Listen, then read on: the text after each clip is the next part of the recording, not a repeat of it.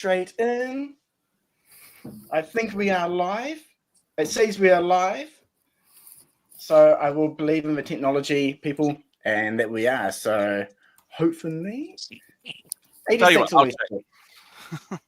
I got a message saying I think we're live, and let me just ping one thing here. But if you guys can hear us talk, thank you so much for joining in. Just give us 1 second while we finish everything up. Yes, you are live. Nice. Look at that. The technology works. I'm just going to check a link on Discord as well. And then we can start talking, and I will introduce everyone because we have a lot of people today, which is awesome to see. Okay, that is done. Perfect. Nice. Okay, first off, huge welcome to everyone that's here live and in the comments. We have a lot of people, so we'll kind of take turns talking. So if you're here, you should know who I am, Rockchala. And I guess to my right, have my mate, OB. So give a wave to people. What's up, OB? No. If you know me, you know me. If you don't, you don't. Yep, basically. Next to that, we have Gerald, who you know from Insta. So quick intro, please. Yeah, I'm Gerald, and my Instagram is etgerald, and I'm into toy photography, mainly Dragon Balls. Yeah. Some awesome photos, and then thank you. So down to 86. 86.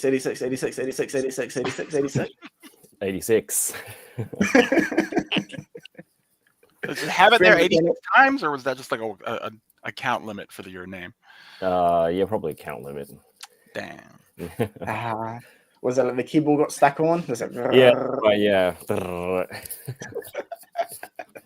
Nice. I think everyone should know you, but if there's anything you want to say? Welcome, and thanks for having me, guys. Yeah.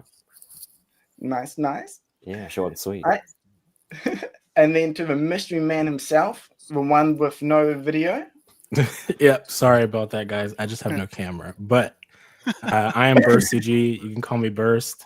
I am into all things collecting, but I mainly try to provide news on both official and unofficial things. Check it out. Thank you for inviting me. Nice. Thanks for being here. He's also in the Discord channel as well, so he's always chit-chatting around there, which is sweet. And then we've got the man who's hiding from his wonderful wife, who's letting him be here today. Letting him be here today. Gotta do what you gotta do, man, to stay alive. hey guys. Thank you so much for having me, man. It's really awesome to be here with so many great people. So really appreciate it. Nice. But he's actually making us jealous because he's sitting on the beach in Thailand on his honeymoon. Nice. Right. On his honeymoon. Goodness. Wow. Yeah. You see how kind his wife is now? She's letting him sail on his honeymoon Okay. here for you guys. She's already swimming. That makes sense. So yeah, shoot again. Congrats on the wedding, man, and enjoy the rest of your trip there. Thank you guys. Yeah, congratulations. Wow. All right. Cheers, man. Coming to the comments. Oh, we also have Ace. Due to time zone, we got the day mixed up, so he's quite busy today. So he may pop in and out at some point. So, yeah, if you're wondering where he is, hopefully at some point he will find his way online. But jumping into the comments before we get started, though, lots of people here. Awesome. I'm so bad at saying names. Pippin, Jean, let's go. Indeed. Andre. Nice. Even Burst appeared in the comments. Who else do we have? Oh, someone there recognizing you, E.T. Gerald. Awesome. And then Shubert, that is my mate from NZ OB. 86 is the Goat and Steve. What else? The Avengers team. That's cool. Who's Baby Groot? No one? Cool. Yeah, sure, I'll be Baby Groot. Yeah, why not? I can see it. Rocket the Great, seen you a few times. Cheers for coming back in, man. Yeah, wow, Rocket the Great. What an honor. What, you dropped a new photo as well as getting on? How did you manage that? I could barely get out of bed. Okay, but yeah, hopefully, more people jump on. Leave lots of comments as well. We'll get into the main content, I guess, now. We have a lot to cover, so maybe a little bit long. And we'll kind of take turns talking as well. So yeah, what are we discussing today? Boom, here we go. Simply put, top releases for 2024. Doesn't have to be Dragon Ball or S.H.Figuarts, just anything in general. We've got some survey questions. If you haven't seen, we chucked up a survey asking a few different questions, like your top figure, disappointments, quality, yada, yada, yada. So we'll check that out. Quite interesting. And then look into 2025 and beyond. Yeah. Any comments from anyone before we get started? Let's go. Let's go. Sweet. Bring it on! Okay, so for 2024 releases, I have a small image here of the Dragon Ball normal release lineup. Quite a big year. Obviously, Androids, Yamcha, we've got some Super, some Z, some GT, and some Daima. Oh, that's right. I forgot to update the image. So there are Daima as well. I was about to say, you left them out. So mean. Yeah, no. I feel your hate for Daima. Yeah, Rockchala hates it. There we Envy. go. He hates Daima. I do have them. It's here. I originally dropped the images and then it was too many, so then I took another screenshot. Anyway, there are Daima. So, top figure for 2024. We'll just go from top down. So, Obi, what was your favorite release from 2024? It's so hard when you're throwing all this Dragon Ball in my face. Favorite figure. Okay, I did just mention this.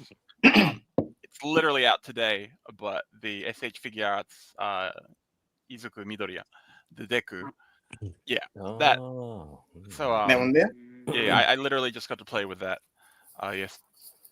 It's so smooth, like just the way it rotates, how much articulation is on that. Also, the fact that I love the character. I can't find it. I do own the original Amazing Yamaguchi. Okay, yeah. Well, and I love that figure as well. But as someone who's garbage at figures, the moment I start posing it, it goes too far, an arm pops off. It's so good for someone like myself who likes figures but is pretty atrocious at using them. Yeah, I think that's one big thing is like when you can have fun playing with figures. I think that's one point maybe we'll touch on a little bit later as well, and a few points. But yeah, I don't like My Hero Academia. Academy? Is that Academy or Academia? My Hero Academia. Yeah. I don't even know the name properly. But I watched all the series. I binged it a while ago because everyone kept talking about it, and I just think like for me it's kind of okay. It scratched the itch of a shonen at that time, but I gotta say the figures at Nations saw both him, the bomb guy, the icy fire dude. It hurts me, it hurts me. Bakugo, Todoroki. Also, don't watch the anime. Read the comic. It's so much better. That's generally okay. That's fair. That could be worthwhile reading next. Need something. But they look good. So can't pick those up. All right. Any from Dragon Ball that were your favorites? Myself? If you could go back to that list. All right.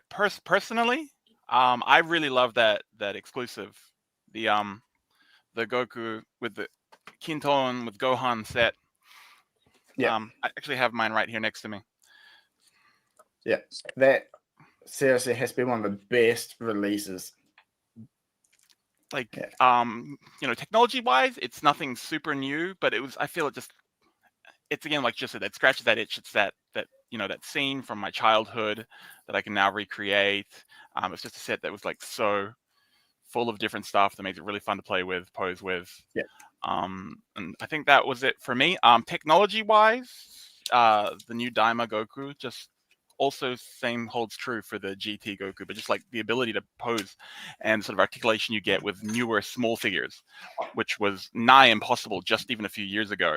So stuff was off scale because it would have to be a statue of that size, but now you know, they're actually able to move around a lot despite being that small, which I thought was really, really cool.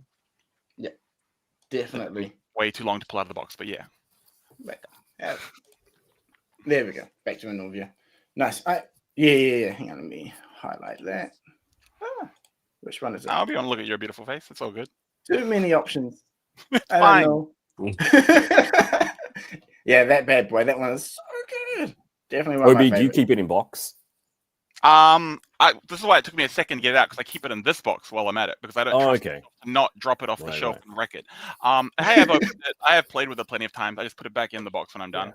Mainly just Cool. because if I don't know where this Naruto's gone. Okay, that happens. Yeah. Nice. Awesome. Good responses. So coming into Gerald, let's start with your favorite Dragon Ball release, and then we'll pick a non-Dragon Ball one after that. Personally, I would say Full Power Frieza. Yeah, Yeah. because I love the accessories that comes with it. Yeah. And then also the aesthetic of the figure. Yeah, definitely. Yeah, it's very nice. For me personally, I love it. I love it very much compared with the others. Yeah, I think Full Power one, they kind of nailed it. That's one figure that keeps popping up a lot, actually, for being a best figure that a lot of people mention as well, which is awesome. Yeah. But yeah, thank you so much, Jackson Brendan. I think dropping there, awesome. Full Power. Coming back to the previous Goku one, yeah, so that's a US exclusive. I hope that model does change eventually, and that we get worldwide releases. But maybe we'll cover that later in the video as well. So yeah, your favorite Dragon Ball one was Full Power Frieza. How about your non-Dragon Ball line? Non-Dragon Ball line will be Tanjiro from Demon Slayer. Interesting. okay. Okay. Yeah, Why because that? I previously I owned a Figma and I have a Basboot before. So when it comes to comparing to articulation, I find S.H.F is doing a good job for Demon Slayer figures. Yeah. Especially the Tanjiro ones. Figma was bad, literally bad for me. Is this because due to enjoyment or the posability? The possibility. Yeah. And then for Basmode, it's very nice. It comes with the soft kit, the soft codes and everything. But the problem is the parts just drops. It doesn't really stays. Yeah. Yeah, this is one of the problem with the Basmode. So far, I'm enjoying with my SHF Tanjiro very much. Yeah. Nice. Yeah, I haven't had a good play from them yet actually, but they look nice. I'm still not sold on cloth goods. Maybe we can have a bit more of a talk about the pros and cons of cloth goods as well after the top releases a little bit later. So I'm keen to hear what everyone thinks. I feel like people just say they want it because it's a new cool thing, but in reality, it's not really the best way. But keen to hear everyone's thoughts. Okay, let's jump down to Shenrontoys. What is your favorite Dragon Ball release? I mean, it's no surprise. I'm gonna have to go with what Gerald said as well, because man's got good taste. Full Power Frieza. So yeah, for me, it wasn't even a competition, man. Like the moment I got Full Power Frieza and I opened the box, I was like, okay, this is it. Yeah. For me, a big factor is always when you get like effects with the figures, and he came with 2 freaking massive discs. You know, it was like, okay, this is Tamashi has been generous with this. So it was just a no-brainer to choose him as the best one. Honestly, I feel like the Dragon Ball line, it's kind of like a hit or miss nowadays in terms of release excitement, not engineering, because I really feel like with the engineering, they are pushing everything towards the right direction, but more like figure excitement. Like, I know Daima gets a lot of hate, but I personally like it. Like, I can't wait to get Piccolo.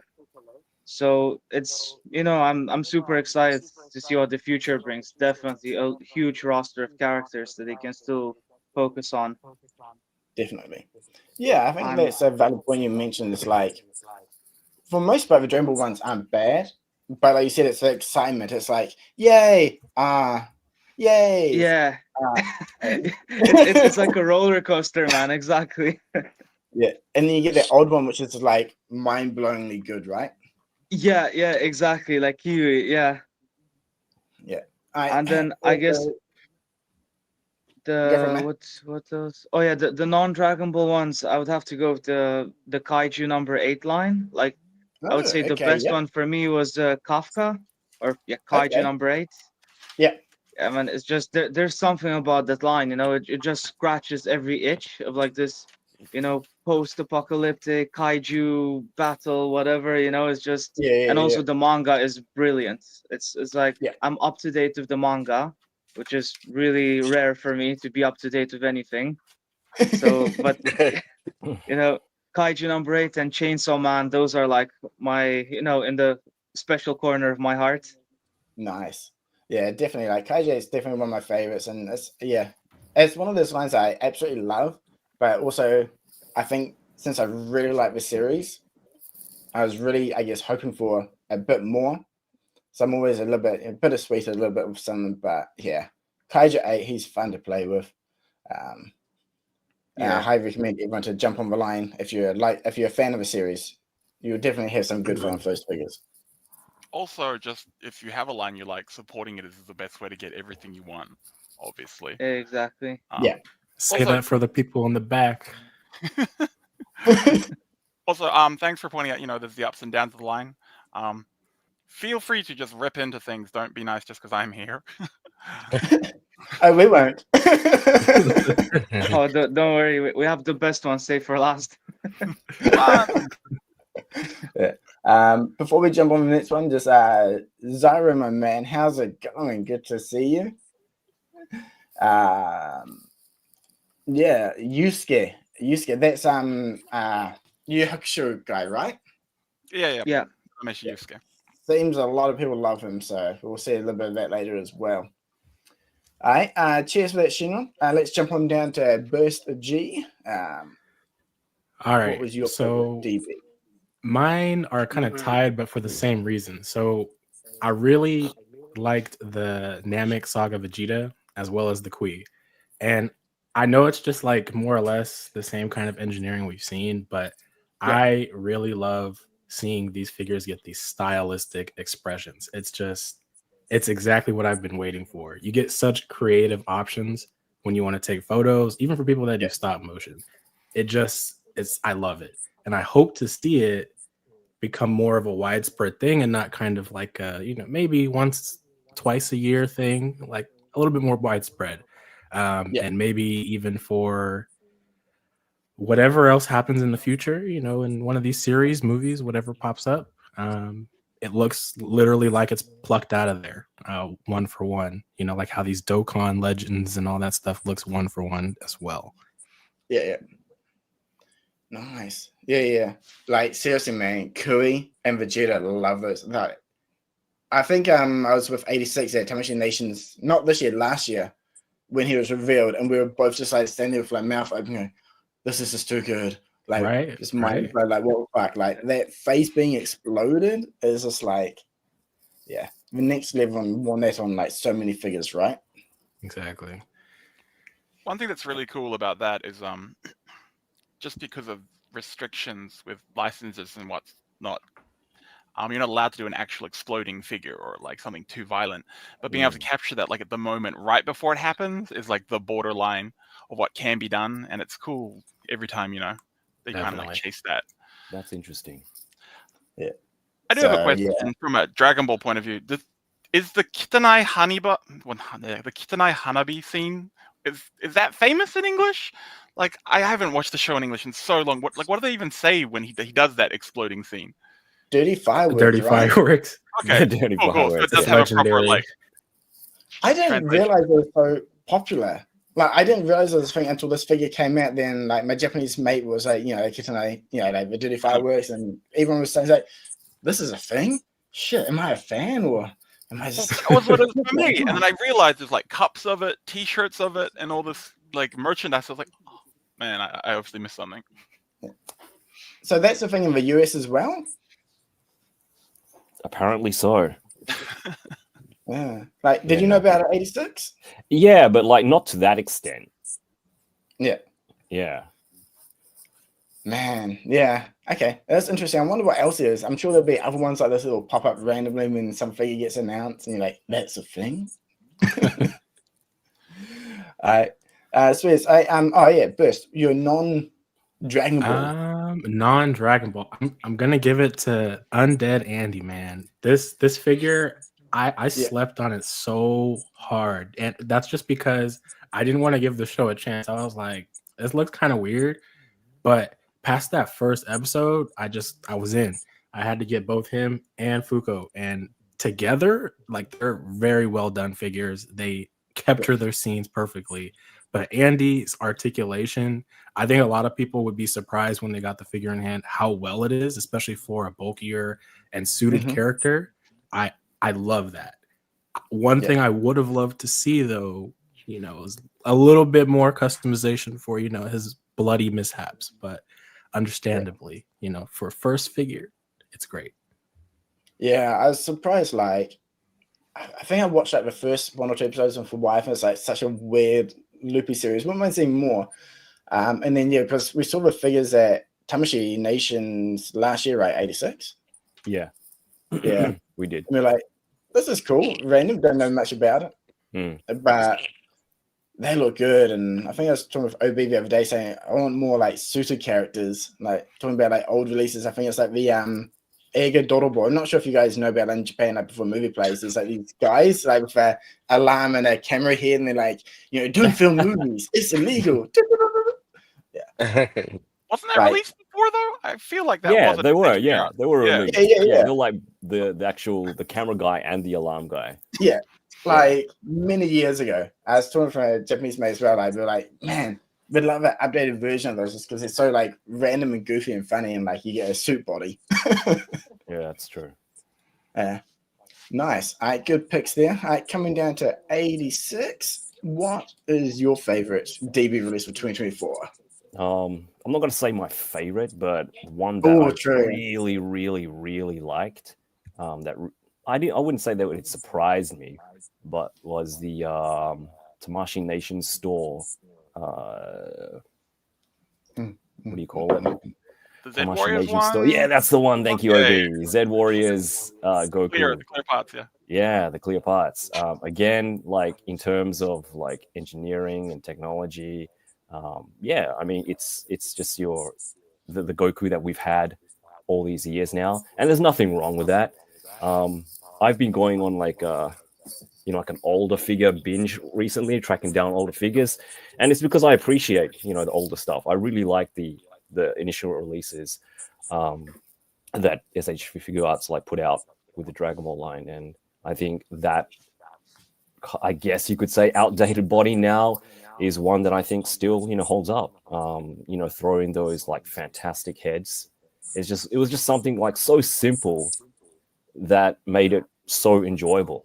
Again, like what Burst said, those expressions, it's all about the faces. I think just those really little finer details, capturing a scene or capturing a specific artist or whatever, but just having really good faces, really good heads, really makes a figure that we've had for such a long time just stand out. So I really enjoyed that one. Yeah, nice. That is a good pick. Like, seriously, one of my favorites as well. If anyone gets a chance and you go into a Tamashii shop, there's Tokyo, Osaka, Shanghai, New York. Yeah. And then I think they get sold at like the random pop-ups, maybe, or at least at the event. So next year, San Diego Comic-Con, New York Comic-Con, probably Anime Expo in the US is another one I assume they get sold at. But if you get the chance, pick them up. Old body, but I don't know. That one's like, for me, it's Rock the Dragon, right? The intro. If you know, you know. Everyone should. In every English country, it was Rock the Dragon, right? I feel like. Yeah. Yeah. Was it the same in the EU, Shenron? Yeah, it was. The thing is that I kind of grew up watching with like the German version, and in the German version, I don't remember because it wasn't this Rock the Dragon one. I think they used the original one. Oh, okay. Cool. That's Yeah, yeah. so that's why I got familiar with Rock the Dragon years later. Nice. Yeah. Okay. It's cool how other countries, I think, except for English ones, they kind of kept their version, but had their own English or their language version of it, which is cool. Some had original ones. I remember there was like I didn't even know what it was. And I will admit to blatantly pirating the crap out of that show as a child. But I had like the Portuguese version, and they had some trippy music, and that was really cool. Really, that sounds cool. But yeah, coming back to anyway, that scene when Goku goes like from base form to Super Saiyan, like the scene based on just so cool, such an epic. Like that last 5 seconds of that intro, you know, when like Trunks comes down with a sword and Vegeta powers up to Super Saiyan, like yeah. You're like, hey, I know this guy. I know this guy. Wait, who's this guy? No, what? Yeah. Yeah. Too good. Love that. But yeah, non-DB favorite figure. Oh, there was like 3, but I think I've got to go with the Berserk line, the Berserker Armor Guts.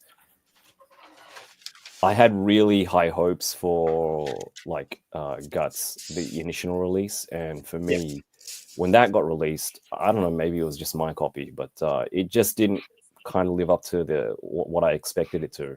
But when we got the Berserker Armored release, everything that I had issues with that initial release was, I guess you could say, fixed. It was like that initial Guts figure was like a fantastic looking figure. Like the base figure was great, but what they did with the Berserk armor was just amazing. And I think we talked about, or you mentioned, or we are going to talk about like the arts version of Figuarts, right?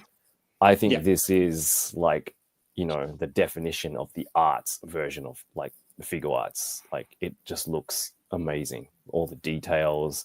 I really like that cloth cape, you know, like one of the things that, you know, I personally do like cloth goods when it's done right.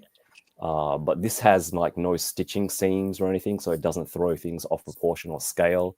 I just think everything about that figure works really, really well. So yeah, that's probably one of my favorites, non-Dragon Ball figures from S.H.Figuarts. Just to jump on what you said, I like what you said about the cloth. When it's done right, I think is the key point there. Yeah. Absolutely. And it's I don't know, capes are one of the places where cloth is really well done. Mm-hmm. But at the same time, putting like too much wire in it makes it like weirdly pop up on the shoulders because you want it to, but you want it to drape. And that works really well. Yeah, I think out of all the cloth ones, the Berserk ones have been my favorite. I think it's just because it's basically just like one real thin piece of fabric. It feels like it's got it's tatty. It has like the texture for it's not one solid color. It's an absolute pain in the ass to put on the first time. But once you get it on, then it's like, okay, sweet, I'm not taking off now. And it's all good. Yeah. But I agree, like, I'm not a Berserk fan, or I wasn't, I should say. My mate absolutely loves it in NZ. Yeah. And he was like, get off the channel, man. I know. So he's like, dude, Berserk figures, bro, can you get them for me? I was like, yeah, okay, I'll get them for you. So I ordered like the first couple, and actually he's in the chat, Derek, as well. Where are you? I saw you. You said Berserk is your favorite. Well, there you go. I helped get him the releases as well from Japan when they came out.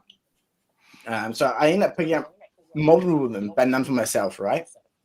And I used my mate's ones for a review. I was like, damn, like that Guts is absolutely amazing in terms of aesthetic looks. Not fun to play with. I think that's something that everyone can agree on. Yeah. Aesthetically speaking, he is a beautiful figure. I think he's the epitome of arts and S.H.Figuarts, which we'll kind of get to later. But after that, it's like, I feel bad doing this review and not knowing anything about it. I was like, everyone kept saying, read it, man, it's good. So I ended up, jumping in reading and binge. And I'm a big fan now. So I picked out like the Berserker one, Shiruke, Watson. Yeah, Shiruke, Shiruke. And after this day I'm going to go pick up. Is it Ishido? Ishido? I don't The know. other kid. I don't know. Shidoro in Japanese. I wouldn't know how to read that in Yeah. English. But it's Literally turned out to be did an one of unboxing. the Yeah. Okay, yeah. I watched the video last night. It was good. Yeah. Ishido. Something. Yeah. I promise I wouldn't do too much work talk. But just about that guts, I talked directly with the sculptor for it, and she was actually super disappointed in how she didn't think about some of the like parts on the original guts would hit other parts. And I mean, the first mock-up prototype is a prototype, and then once it goes to factories, you don't realize some of the materials work different to how you'd originally thought, especially in a new line that doesn't have 100 base models to work off. Sure. But no, she was so bummed out about that she just put in so much overtime for the Berserker version, and it really comes through, like all that extra work to like brush it up in every way she could. So Yeah, it's good to see that people like the Berserker seriously, version. that Berserker armor one, just like that one probably has to be my favorite figure of the year. If I come to like my non-Dragon Ball favorite one, yeah, that probably has to be it. It's just so fun to play with. The detail, the sculpting, the massive weapon, the helmet with the red like eyes, the cape, and the articulation. Like, it comes with molded legs, so you can do a squat pose, but you don't even need them. You can achieve that pose without it, which is insane, right? So much fun. But from also I really did like Sundaku as well. He's a really fun figure. And it kind of feels like he's got like rubbery feet, so he stands pretty well, which is cool. But for Dragon Ball, I think Gohan was amazing. I think that's a cape done well with a hard plastic, and then the cape. But maybe my favorite has to be the event exclusive Goku, Kid Gohan, and the Kinton as well. Like using an old body, it's just like such a perfect release of like the sculpting. Their faces just looked amazing as well. So that's probably definitely my favorite, especially from there. Did everybody, Gerald, Shenron, and Burst, did you guys get that release? Were you able to get that release? No. I sat on it for a while on if I was going to grab any of them because other releases were on my mind, but I did get the Goku and the Gohan. That one was like, okay, yeah, it's iconic. You can't, Yeah. I'll be honest, it's the only one I got. I'm gonna get him for next year. I found him on this website. I think it's a Hong Kong website, and it was actually for a decent price because nice. you don't have many options especially for Europe. Somehow I feel like Europe doesn't get as much love as all the other continents when it comes to releases. Also, you don't have any like P Bandai or anything like that, so it makes it impossible for people living in Europe to get these event exclusives, which again, it's fair. It is an exclusive, so it should be like hard to get, but come on, man, at least put him in the same continent as people. So I'm importing mine from Hong Kong. Should arrive next February, I think. Nice. Hopefully that one goes smooth for you. But I agree, like event exclusives, I think we're in the day and age where we should be able to get rid of them, sell them at the event, slap a sticker on it so people can get early access. And then, because they're already up on Premium Bandai for basically a few months in the US anyway, they're sold in Korea, China, I think even Taiwan, Singapore. So it's basically already getting a semi-worldwide release anyway. Just, switch it from that model to like a normal Premium Bandai release, right, for every country. And then countries without Premium Bandai will get it through their normal means as well. Yeah, so how things are with Premium Bandai right now is if you're in a country that doesn't have it, it's just a regular release. The difference with that is if it's Premium Bandai, I mean, obviously there's factory capacity. Things run out. For example, the Daima Super Saiyan Goku had so many allocated for Japan that actually ran out last week. So, he sold out here, but there's a higher allocation in the States because there's more Dragon Ball users in the States. So they're still open for pre-order there. So with Premium Bandai, as long as it doesn't hit that capacity, you're guaranteed a figure. But if you're in Europe or New Zealand, Australia, you just get whatever your local distributor orders. And if you only have small distributors, then they don't have storage space for like 1,000 figures. They have storage space for maybe 2 boxes, which means I can't imagine what kind of crazy like pre-order or like under the table sneaky like cash deals are made to get those over there. So obviously, Yeah. that infrastructure and those sales really affect availability for different areas. Also with what Rockchala was saying, I feel like exclusives are kind of an old culture, right? From like back in the days in the 80s of San Diego Comic-Con. Yeah, I don't know. But there's some people who just like live and die by it. Like I wouldn't collect figures if I didn't have my special exclusive that no one else has. Yeah. What do you guys all think as well? Just quickly about Gerald, I guess. Do you like exclusives or would you like them to go away? Oh no, I don't. I hate them. Yeah. Seriously, I hate them. Okay, I mean, Yeah. if they come out with new figures or something that we doesn't have yet, I mean it's fine. But the problem is every event exclusive that I see, it's just recolor. It's just a different color from the previous figures, like this year's Jiren and Trunks. I'm fine with the Super Saiyan Goku and the one with Kid Gohan. That is fine. But Really? yeah, Interesting. I thought most people are like the opposite. They're like, they don't mind if it's a recolor, but when it's a new figure, they're like, no, that's horrible. It's even worse. nah. I mean, hopefully they don't put it under event exclusive lah.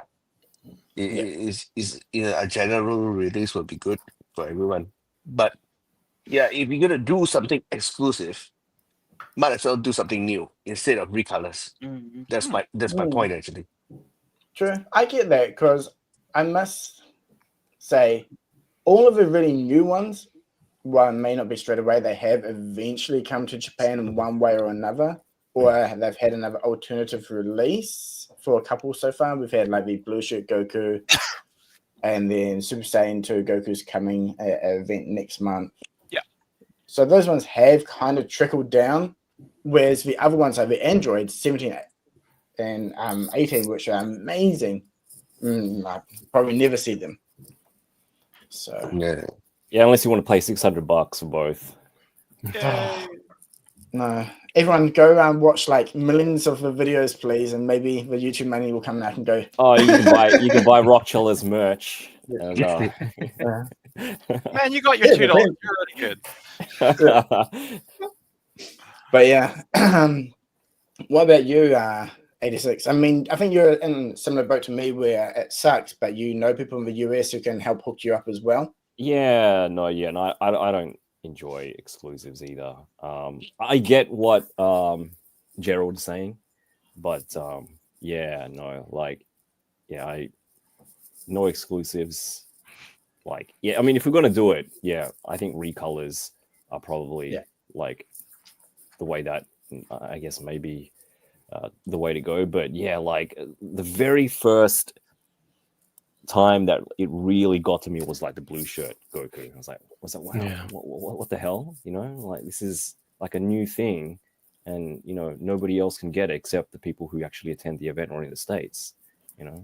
So you mind if I add to that? Yeah, go ahead.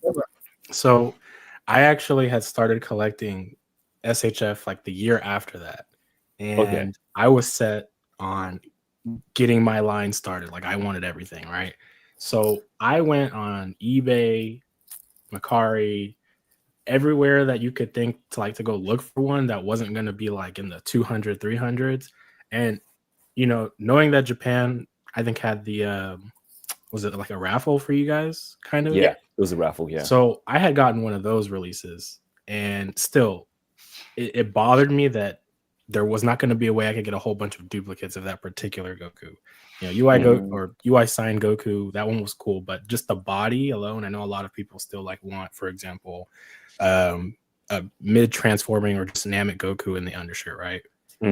And for that body to only have been reused 2-3 times with the different Super Saiyan Blue Kaioken Gokus, I think it gets a little frustrating because you're wondering, are they ever going to get to it? And a lot of people have different things they want across the different, I guess you could say, arcs, series, whatever. And it just seems like it's kind of on the high end back burner, among other things, right?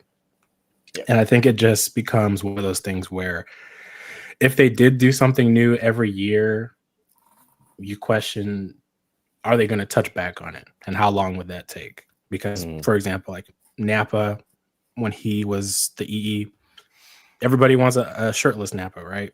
How long is it going to take to go back to that saga? Gohan and Raditz, Gohan and Goku, I think that's a little bit more fine because for first, the Gohan wasn't really articulated the last time, I think, whereas he is this time. But still.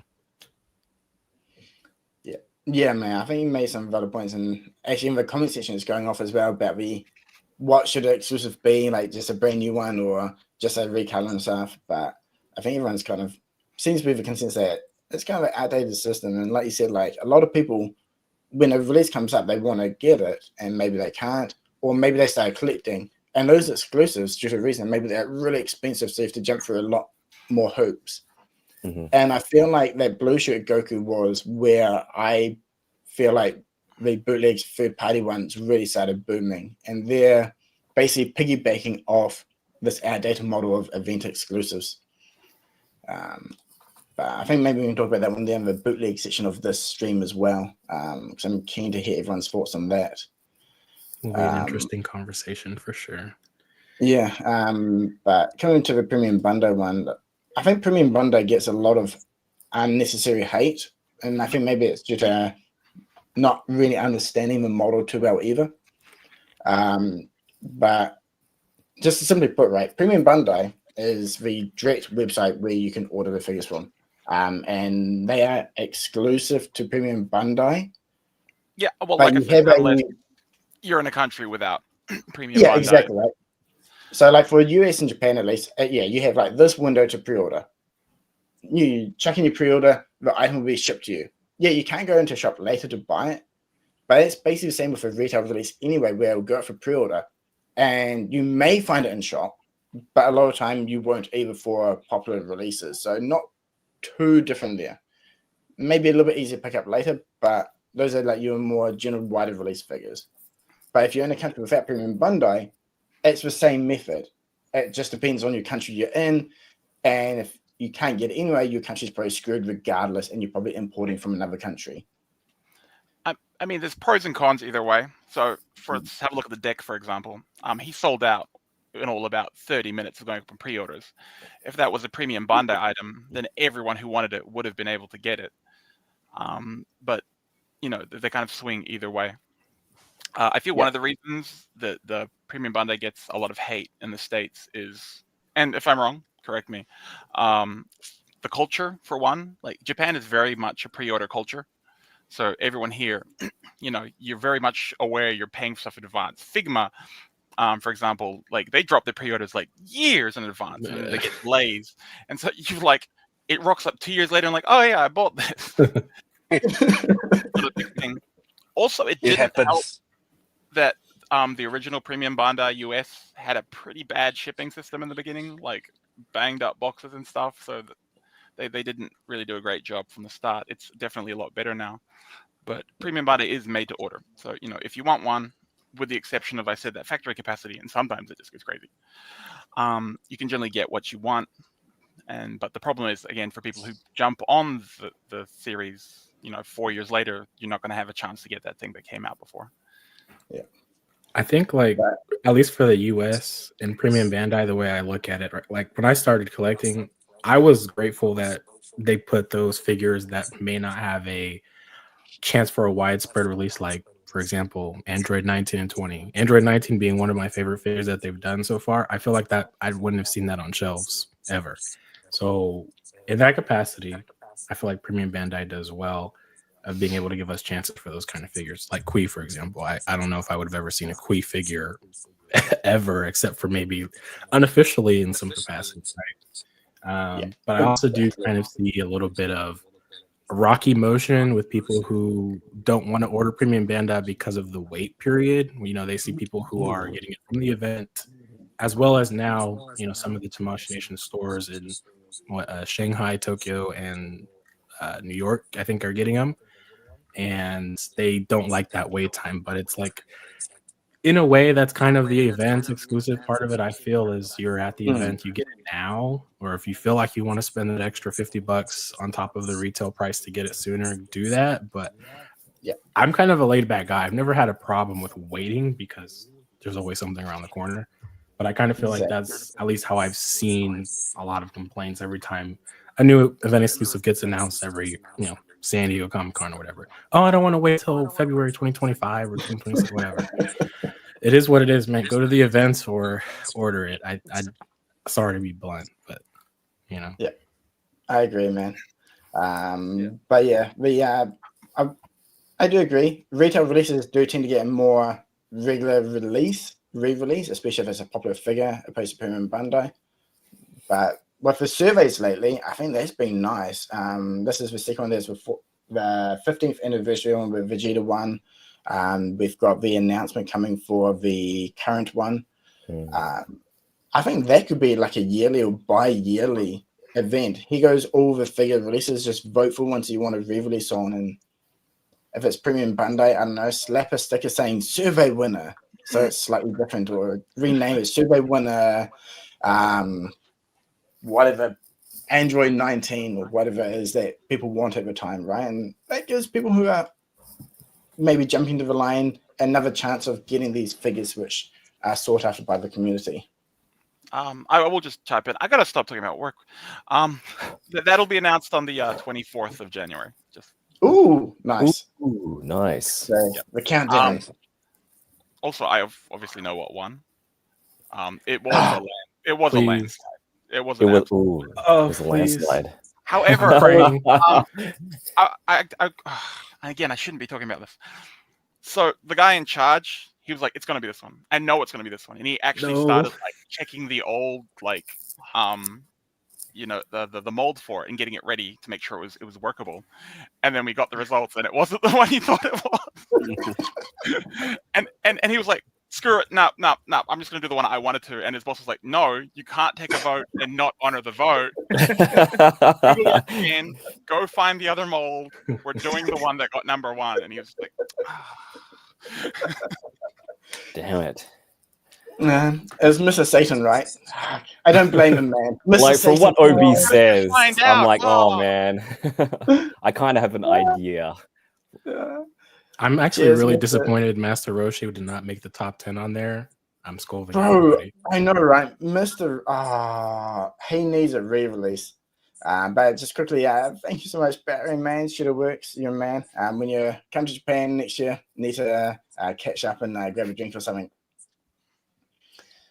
I think, we've jumped off a little bit too scheduled now. Let's jump on to the next one.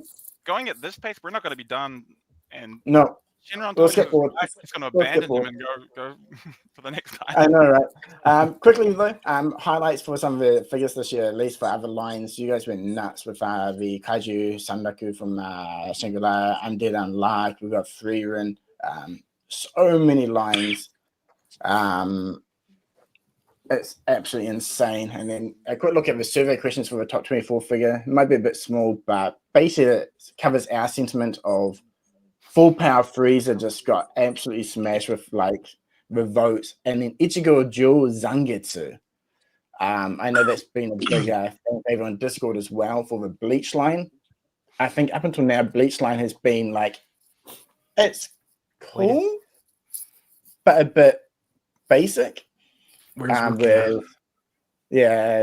was the opposite way. He came with accessories. I agree. I really want Lukia as well, especially to match up with the new Ichigo. He looks amazing, right? Yeah, I was really excited when I saw that new Ichigo. He looks really good. And again, an effect part. Yes, please. Yes. That hollow mask. Too good. Yeah. Wow. I'm glad. I'm actually in charge of the Bleach line. So that was supposed to be a Tamashii Nations reveal, I'm so sure everyone realized. The interesting thing with Bleach is the original author signs off the figures. So a lot of other lines is like someone in charge of the company just deals with figures, but he's very particular. about those. But it's cool though. If he likes it, then you get all the full power and support of his like official SNS and stuff. And if he doesn't, he just will not mention it. Nice. Yeah, because that one there just looks that promo image as well. Oh, too good. And it's cool. It's a licenser that lets you put like blood and stuff on the figures, which isn't allowed for say a different line. So, and again, I'm talking about work. No, with what you get in a figure, if you want it to be cheap and have lots of stuff, then you need to sell more, because the more you use the mold, the more like cost effective it is.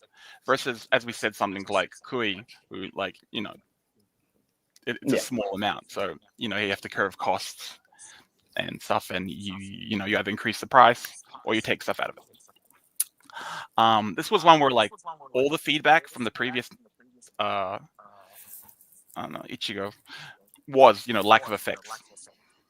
Like that was everyone's really big thing. So we tested it once with the dual Zangetsu, got good responses. It's like, well, now we're going to go back and make that iconic figure, and costs are going to have to go up a bit, but this is what people want, and without it, it's going to be an incomplete figure.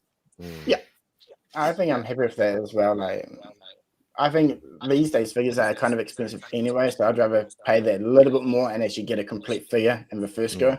Yeah, well, I think that's fair. And also, guys, did you realize the knees on the promo picture from the new Bleach figure, the one that got announced? Because I couldn't tell, but the knees looked a bit different. Yeah, do you guys think they were fixed? Oh man, so I'm the promo guy. I have not had luck. I'm sorry. I do know that it was completely rehauled though. Like it's not reusing anything really from the first one. That'd be cool. Oh, wow. The knees, yeah, that's a hard point because I think it's so hard to do in that type of designer uniform to get right. Yeah. It'd be interesting to see once it gets in hand. One of the main figure that people love was Yusuke from Yu Hakusho, which is cool. But yeah, let's move over to the next one. Disappointments. We'll start from bottom and up, but at least from the survey, a few was like the Luffy, the Rivotech Arkham Batman, Yamcha Cell Cycle, I guess because he's quite outdated, but that arm for the chest was amazing. Zoro, yeah. Someone had no disappointment. They're a happy-go-lucky person, nice. Makima, GT Goku. One was, I still like this figure, but I wish it was much better. The Kenshin figure. What's up with those knees, legs, and why can't they use the same technique for the baggy parts as for Tanjiro? Okay, so yeah, it's fair. Some maybe inconsistencies for lines. Figma Dark Souls was someone's disappointment. The Kaiju 8 humans. Kui? How can Kui be a disappointment? Man. No way. But yeah, so some of the responses from the survey, which was awesome. Thanks for everyone that filled it in. So yeah, let's hear from everyone here as well about their disappointment, starting with 86.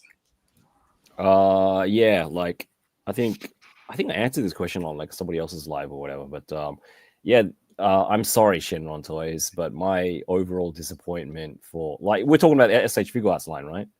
Yeah, or in general as well, but in general, like any figure? Yeah, maybe both. Okay, cool. All right, okay. So like going S.H.Figuarts line is probably the Kaiju 8 line in general for me was kind of a disappointment. I wouldn't say it's a disappointment. I just wanted more from it.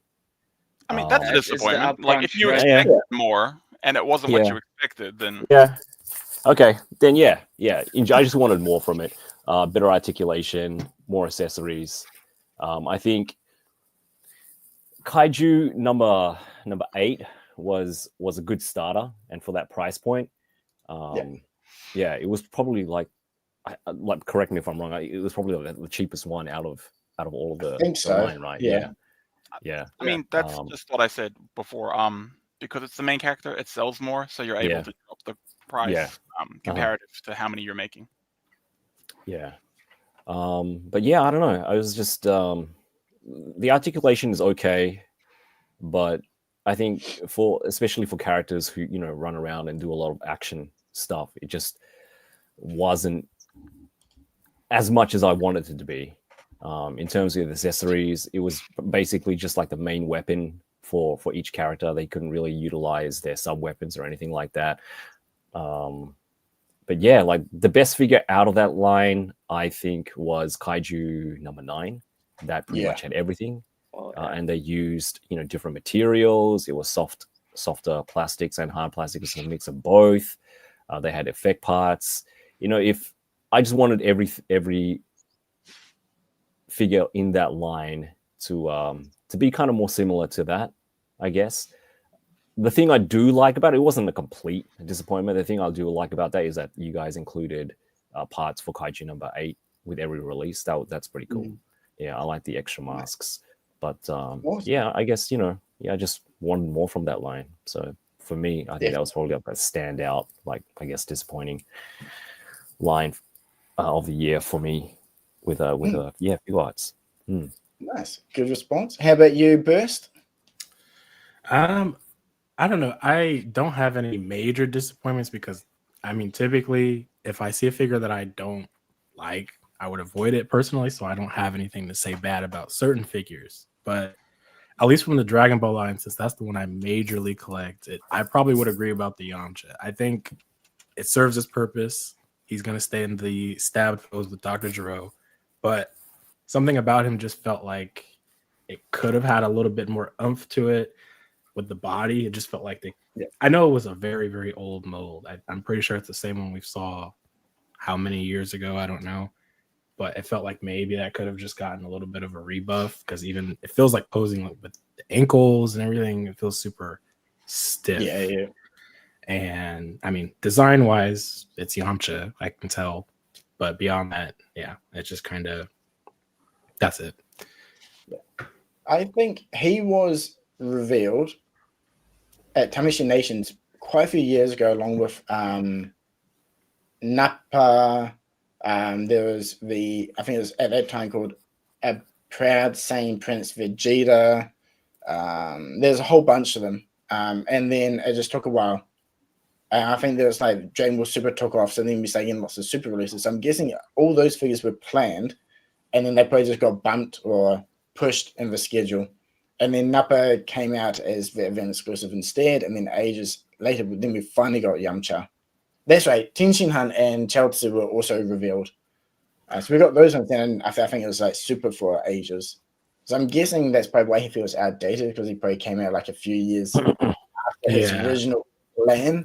That's why I suspect. I think the other thing too was that it was a very surprising thing to see Yamcha as a premium Bandai release. I know we have like our whole conversation, but for the people that are missing out on it and whatnot, they're like, you would think he'd make more of a general release type of thing with how popular, I mean, Yamcha seems at this point. He's referenced in almost media in that pose. But it didn't seem normal, I guess, for him to be premium Bandai and eventually go away in terms of being available for normal orders. That was the other thing. Yeah, definitely. Nice. How about you, Jiro? Oh, sorry, Shenron, I should say. Shenron, what was your disappointment for the year? I mean, I really agree with Burst. I'm pretty much the same, man. It's like if I I look at your reviews, Nate or 86, and based on what you guys say, I'm like, I'm gonna skip that one, or like, I'm gonna get that one. It's like I mean, it's true, man. You guys are like the only go-tos like reviewers. So Thanks, I man. think it's like, Appreciate that. I would say the One Piece line has been like horrendous until like the new Luffy and Nami. Like, wow, man, I don't know what happened at the production of the One Piece line. I said they just decided, let's make everything as shitey as possible. Like, wow. So, but it's good for me because it saves me money. I don't have to buy the One Piece line. I just want to get the original Straw Hats and then I'm out. Yeah, I think like One Piece fits the theme of being in the high waves. You got the highs and then really big lows. But it seems like they've got their shit sorted now. And the next, especially from like the Dawn ones, right? And then like Ace and exactly. Like, Nami is incredible.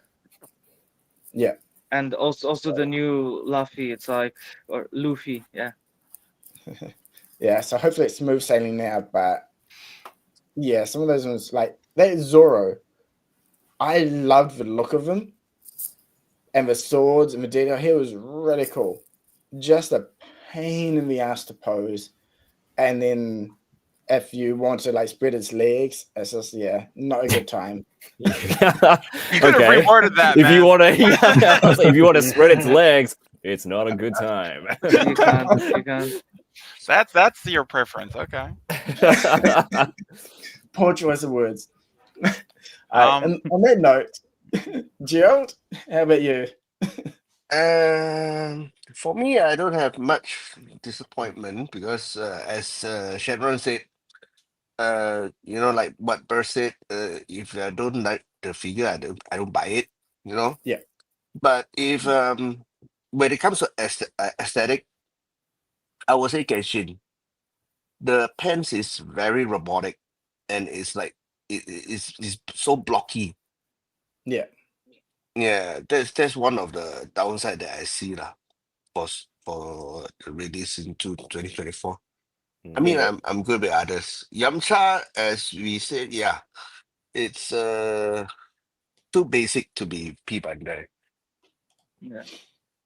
Yeah, I think that's it. I think I still feel like he's was just like we need to release him, but we need to do these ones first. And it's like like 3 years later. Oh crap, we still need Yamcha. Just chuck him out. Yeah. He's cool. I've got him posed with his Android 1920, putting his arm through him, and he works perfect for that. But yeah. Obi, did you have any disappointments for the year? This is hard for me. My disappointments are the things that didn't get made. Oh. Yeah. Ooh, I'd like to hear that. I don't know. Just to cover a few things. With the One Piece line as well. I get that. Yeah. As I said before, that when it's a new line and there's nothing to work back on, you don't know what works and you don't know what does. And so, and it feels bad because you don't know if it works until it comes out. Like a different figure would be a Metal Cooler. Yeah. And everyone's like, nothing that plated is going to survive more than a week. And then it was fine. Yeah. But to be honest, we didn't really know either. And it feels like, customers are kind of getting the lab rat treatment. We're like, well, we hope it works. Let us know. But the One Piece line, it's been really good with the improvements. Like the re-release of the first Luffy, the way they re-engineered the back of the pants to allow the leg to come up. Yep. Or like with the re-release of the legendary Super Saiyan Goku, where we kind of tweaked the main body part, so the difference in the two materials doesn't show up as apparently as it did in the first release. So it is unfortunate that new lines kind of get that testing area. As one person who likes One Piece myself, that Zoro was that was kind of a big one for me. And also having been in the office afterwards, and they're like, now we know that one extra slit in the back here would have solved everything. Unfortunately, the figure's been out for 2 months. Those are some valid points. There's a few comments here. Yeah, Metal Cooler expensive, but if you see them, you understand why. So much more care needs to be done to them. The coating as well expensive. Just look at the Saint Seiya figures, and whenever you get I think it's the Kamen Rider ones with the chrome, it adds a lot of costing, it seems. But yeah, the Gomu Gomu set as well, Anubis, great to see here as well, man. Effect sets, those ones are looking really good. But yeah, for me, my disappointment, I have to agree, it was the Kaiju number 8 line. I got Kaiju 8. I was like, this is cool. At first, it didn't have those extra accessories like the leg stabilizers announced. I was like, this is basic. Okay, maybe it'll be just amazing. And that got added in. It felt like with a last minute addition. And it's cool. I just don't use them. The figure itself is nice. My one, the ankles are a bit weak, so he kind of flops over a bit too easy. But he looks badass and really liked him. And then I was really looking forward to Deno. And just that moment of opening him and being like, hang on, he's got no motion. And I was just like, you're like really looking forward to something that's like so disappointing. I will say that's definitely like Nathan was going on and on to me about Kaiju 8 before the figures, before the show even started. Yeah. Like, I get your expectations were super high. Yeah. On that. Especially like because the other lines, when I compare to other lines as well, Naruto line absolutely amazing. Then you got like, I really like Spy Family line as well. They were all good, great expressions, accessories. Lloyd, yeah, he's not good, but whatever. He stands there. I don't care about him. The Jigoku Daku line were amazing. The Witch from Mercury ones were great. Dragon Ball always good. And you can't get to this one. It's like everything is just basically nailed it, except for 1 or 2 points that just drastically take away from it. And it's just, I think, yeah, I set the bar a bit too high. And it's like, because everything else on them, like, yeah, amazing arms, legs, cool accessories, expressions. And it's just like, oh, no. And it's like so close to being perfect. So that is my disappointment. But I think I don't know, hoping with the season 2 we'll get some more and some updates because they are fun, and Hoshino is really cool. I really enjoy him. The blades, how they go into the sheath, so amazing stuff with the line. So I recommend you guys jump on it. Just maybe lower your expectations a little bit, and like what perhaps I did. One thing though, like 86, you mentioned about the faceplates on it being a good bonus. For me, that's been a bit of a disappointment because I felt like we keep kind of getting the same faceplate in a subtly different way. Okay. Opposed to One Piece where each one is an amazingly different, unique, awesome expression. So yeah, compared to that one, there's a bit of a shame. I felt that with the Vegeta from Android 19. It was a little bit like, they're just eyes looking a little bit more downward. Probably could have just thrown that in with the actual figure, I felt, but yeah. If I get a bonus faceplate, I want to be drastically different or something actually feels like it's worthwhile getting, not something that's just filling up space or adding an extra cost for no real reason when it could have come with something else. How do people feel about that in general, like including other accessories from other figures in the same line? I know some people absolutely hate it, but how about everybody else? Yeah, in the comments, let us know. I mean, so you say that you want something drastically different, but we all remember the superhero fiasco with the Gammas. Oh man. Like I mean, can I say one thing about that? Go for it. Yeah, go for it. I genuinely think there just wasn't enough time for people to really even care about the Gammas to consider it being okay. I'm going to get the Gammas anyway because the figures pre-orders closed before the movie even I think came out statewide at least. Yeah, and there wasn't enough time for people to say, based off the trailers, even that the Gammas are cool. They're worthwhile enough until now, right?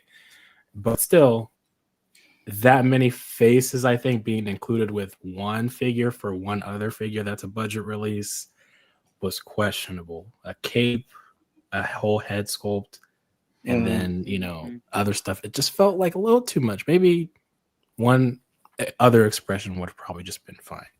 And maybe do it with another character that makes more sense. Not the Gammas. Yeah. I think I remember talking to Obi about this before they came out or around that time, like, because we saw the movie in Japan and we are both like, man, I'm going to give it 2, shit's about these guys. And you see me like, fuck, man, they're so cool. Oh, that was actually really badass. Okay, I understand now. Yeah, I definitely want them. And they're like, oh, crap, it's going to be bad in America because, no one's going to want them until they see the movie. So yeah, then you get a lot of hate. That's how I feel about the Daima stuff. Nobody's gonna. A lot of the people say they don't like the Daima figs, but all right, bro, you watch that Glorio and Goku fight, and you might change your mind. I'm just saying, Yeah, you watch the latest episode, you might change your mind. The episode last night. Oh, yeah. And again, I gotta stop doing this. If you saw last night's episode, then you may want to check Instamashi in 2 hours. So. Oh my gosh! All right. But yeah, seriously, like Daima, I'm enjoying it more so than Dragon Ball Super. But I'm not a big Super fan anyway. You've said that a lot. Yeah, I know. I didn't want the figures, and my curiosity got me, so I picked them up, and I've actually really enjoyed them all. Vegeta probably the weakest one, I say, but I thought Piccolo was going to be the worst, but he's actually my favorite. He's so good. Figure, So yeah, good. you need to have them in hand, and then it just kind of feels, I don't know, just right. It's weird. Like they've kind of just nailed it for these little wee figures. So the articulation on those is guys. amazing. Yeah. Yeah. For the size. What's crazy, and I'm off topic again. The body for the Daima is the same one being used for the Son Goku and Dragon figure that was an exclusive. Really? Nice. But because the wow. head's smaller on that figure, it looks even tinier. Like it's crazy to have that much articulation with something that small. Yeah. They're very cool Like figures. imagine the original Dragon Ball figures getting the Daima bodies. I mean, Oh. that's That the would be goal. epic. Mm. Oh, I that would be epic. I do wish that they make Kid Trunks and Kid Goten, you know. Yeah. I think now they can. When will that be? Yeah. I mean, they can do Daima's figure, the size. They can just go with it, you know. Yeah. But yeah, I agree. Kid, Goten, Trunks. Now, but I mean, to me, when I see this guy, it is Goten. Minus one or two faces, but when it's the goofy ones, it's like, it's Goten. It's so cute. And like, get Trunks as well, and that would be awesome. So I think I said this in one of the videos. You may not like Diamond, you may shit on the figures, but at least be thankful and grateful for what they are giving us, which is, I guess, improved technology, a testing bed for small figures, which they can use for Goten, Trunks, Kid Buu, even maybe Diamond, not Diamond Piccolo, but you know, like when he's like the first appearance in Dragon Ball, we've got like Oolong, Chaozu, like so many small characters which we could get. Oh yeah. So hopefully, I don't know. Even as my point of it, you don't have to be thankful. Like if you don't care about something, you don't care about something. But you know, true. be aware that like, you know, stuff is always moving forward. I've always found it really funny. A few years ago, we did a live stream, and people talked about, you know, a 3.0 body, a 2.0 body. That doesn't exist. There aren't 3 molds that get used. Every figure is an improvement on the old figure. If we actually counted it, we're probably at like 10.34, whatever.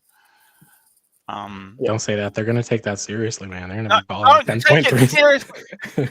Like, there's a new joint in one figure from the last figure. Like, the only time a body is actually reused is, you know, mostly exclusives.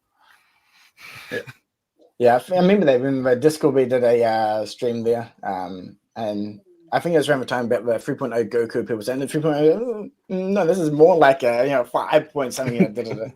It's like we already like still steps beyond, or like, yeah. But I agree. Like now, it's basically just come to like that shorthand for it, clumping things together. It's kind of an easy way to kind of group things, but I think it's becoming less and less accurate with whole 3.0 stuff. Like 2.0, you can definitely know the generational period, but now things definitely changing a lot more, which is actually quite good to see.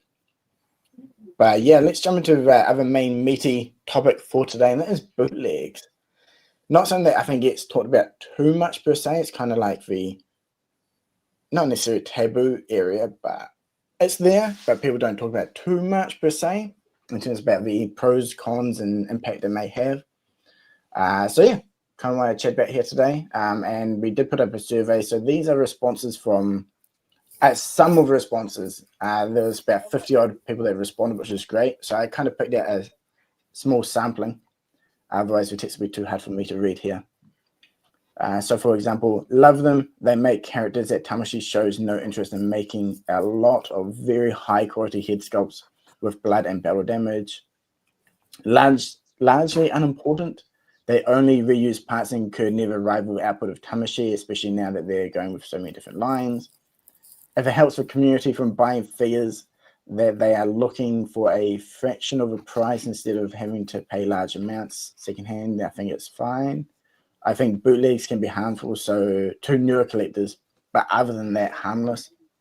Not everyone will have access to originals, be it for availability and pricing, and it's not a dedicated collector can't tell the difference. Not like a dedicated collector can't tell the difference between a real and a bootleg. So chastising people over is silly.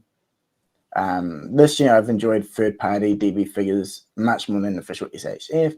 They're innovating, listening to fans on character selection and providing more value and more complete accessories for each character. While SHF is being stubbornly stale, stagnant, and stingy. Stale, stuck on Body 2.0, stagnant. What was it?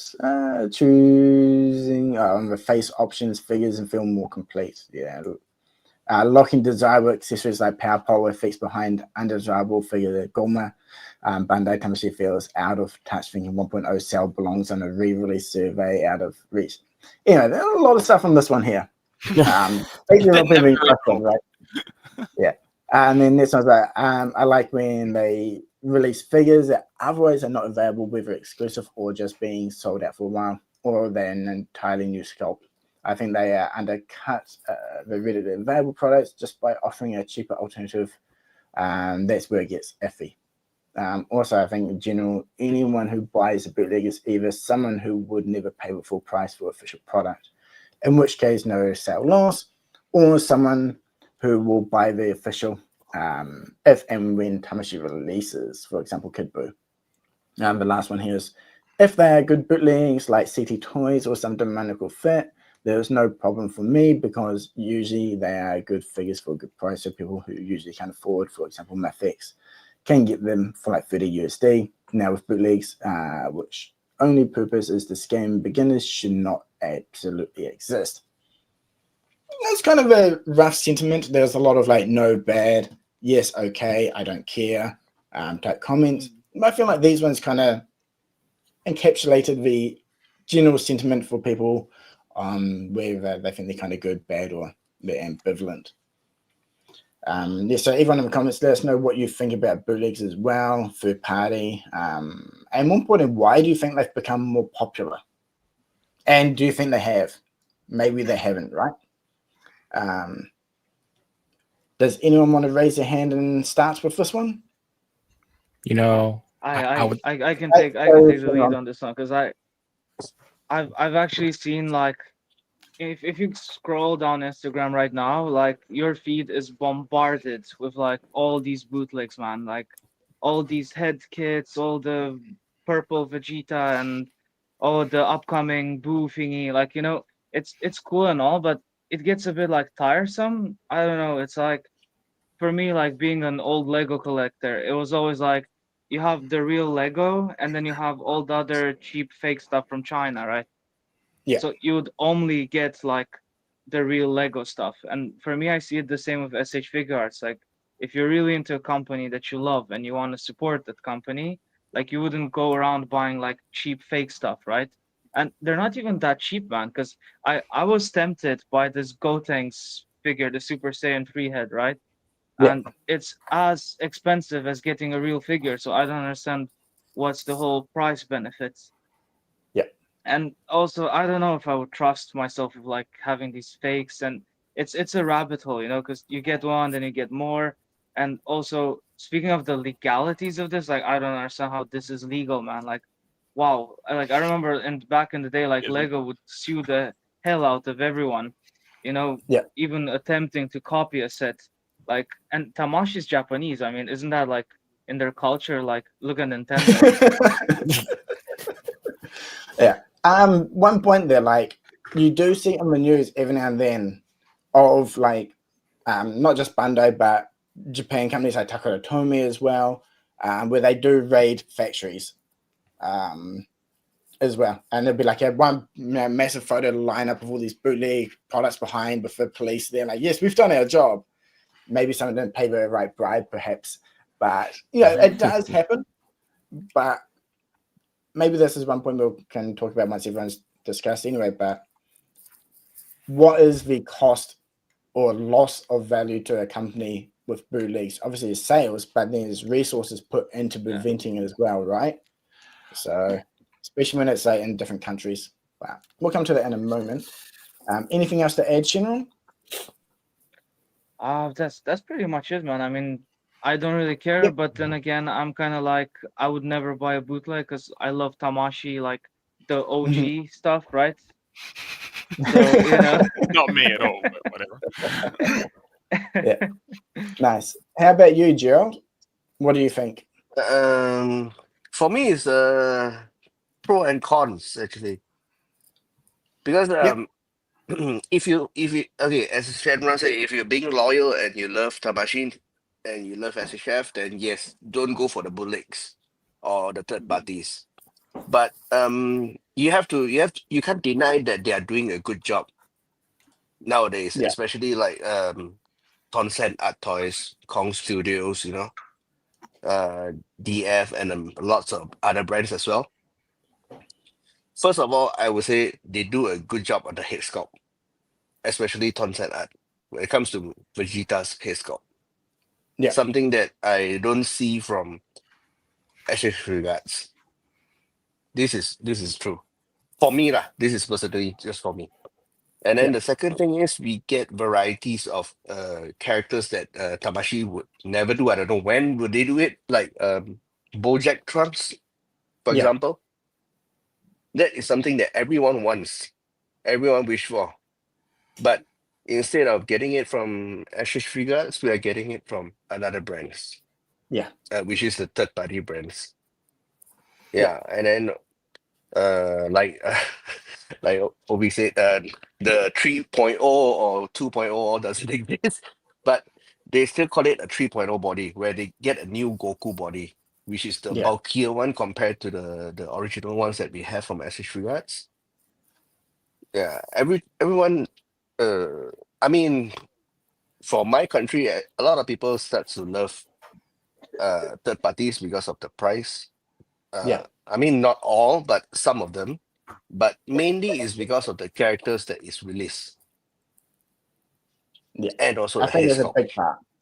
Yeah. Yeah. Mm. Definitely the characters released and the head sculpt. Like the Bojack Trunks, like I even had like Japanese mates message me, hey bro, have you seen this? Where can I get this from, or how can I buy this? Because I don't think Tamashii will do this.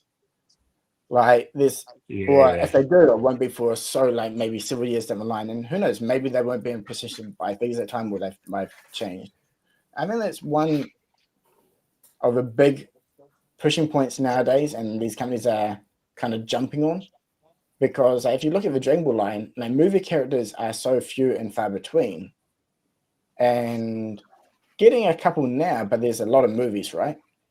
And for that Trunks, everyone, even before we got the recent updated Trunks, everyone's like, we want Bojack Trunks, Bojack Trunks, that shirt off and matches the opening scene. But we just get like the other Trunks, which is awesome. And obviously these things take time. But I guess if people are being a bit more impatient, and then like these companies, they see, hey, we've only had Namek figures for the last 6 years. I'm not sure how long it has been, but it's felt like it, right? Like just like Namek, boom, Dragon Ball Super movie, some Namek. Oh, now it's going to be Diamond for the next like year or so. So fuck, it's a perfect opportunity for them to jump in and make a figure that they know everyone wants, that they probably won't be released anytime soon, right? Mm. So I think he's been hugely popular. I think maybe 2 or 3 different versions of him now. So yeah, be interesting to see what everyone else says. So 86 or Burst, which one would you like to go? I feel like Burst was trying to talk right at the beginning. Listen, Yeah, Go ahead, I was Burst. just saying I was going to be very long-winded, so I think everybody else should go. Yeah, no, Burst. Right, go right ahead. All right. Or Shenron. Either or. But okay. If you've been familiar with my channel, at least this is like one thing that I talk about all the time. So I'm pretty deep in this mess of third parties and whatnot, right? Now, I'm a firm believer that Tamashii is capable of making great figures. Very capable. I'm a very patient man. I'm willing to wait maybe like another 2 years for some Buu Saga figures or whatever. I think it will get there. I don't think it's going to be like an infinite number of years before you get your Kid Buu or whatever, right? If you can't wait, yes, there is an option that's been out, and I think that it serves its purpose. Do I think it's the best thing ever? No. It has its flaws. it's a bootleg, you know, but it's handcrafted to some degree. I definitely think that the person who made that, they put care into it. And I mean, you see that a lot with the other third-party stuff is there's no restrictions for them. They can just take as long as they want to put out a figure or a set of head sculpts with 3 faces and whatnot. And I mean, look at the comments on any post from literally, you could pull up my page and look up the most recent post and you'll see people say it only has 3 faces, no yelling, no gritting teeth. That is a big problem when it comes to those stuff. Like, there's not enough. You're paying $35, like Gerald said. You're basically paying for, actually, I think it was Shenrontoyz, my bad. You're paying almost the price of a figure for those accessories. And is it worth it sometimes? Maybe, if it feels like it really accentuates your figure and it hits that spot. Like, there's these Lefma Super Saiyan Blue Kaioken head sculpts that are really plucked to be similar, I think, to a specific animation style. I don't know if it's Yuya Takahashi or what. I forget which animator they were kind of basing it off of, but it looks very close. And obviously they took almost, I don't know, half a year, whole year to make that. Even the stuff you see most recently, like the trunks, that thing was in the making, at least from the renders and all that stuff I saw, for like 2 years, if not more, from the back end, right? Are you willing to wait for that for a third party, but not willing to put the same time in to wait for an official figure? Is where I kind of am like, pick your line on sand and stay there, I guess. Because if you can wait 2 years for a bootleg, you can wait 2 years for an official copy of a figure. It really doesn't make sense when people make that argument, right? Like, oh, who's gonna make Moro? Nobody. You want to know why? Because nobody is willing to really go out of their way to make those kind of new figures all the time. It's going to be the same remold from Tamashii. Goku, Vegeta, Vegito. You just now finally seeing a Broly pop out there, right? Like, how long were you guys begging for that Broly from Demoniacal Fit? Like 3 years they've had that thing. They're just now doing it because some other third party is finally doing one. You know, you got to pick your battles. And I think at the same time, like, I like them. I'm invested in them to a degree. I mean, I'm literally looking on these Chinese marketplaces and seeing what's new, but the wait period, I think, just kills it. I mean, I can get 3 figures from Tamashii in 1 month and be satisfied instead of waiting for one set of head sculpts that look so close to the manga from Toyotaro's art style that only going to come with 3 faces and will come out a year later. And then by the time I get them, I don't even want them anymore. And then you go on the marketplace for Mercari, eBay, whatever, and people are reselling those things for at least like $100. Like, literally a head sculpt with 3 faces for $100. I mean, come on now.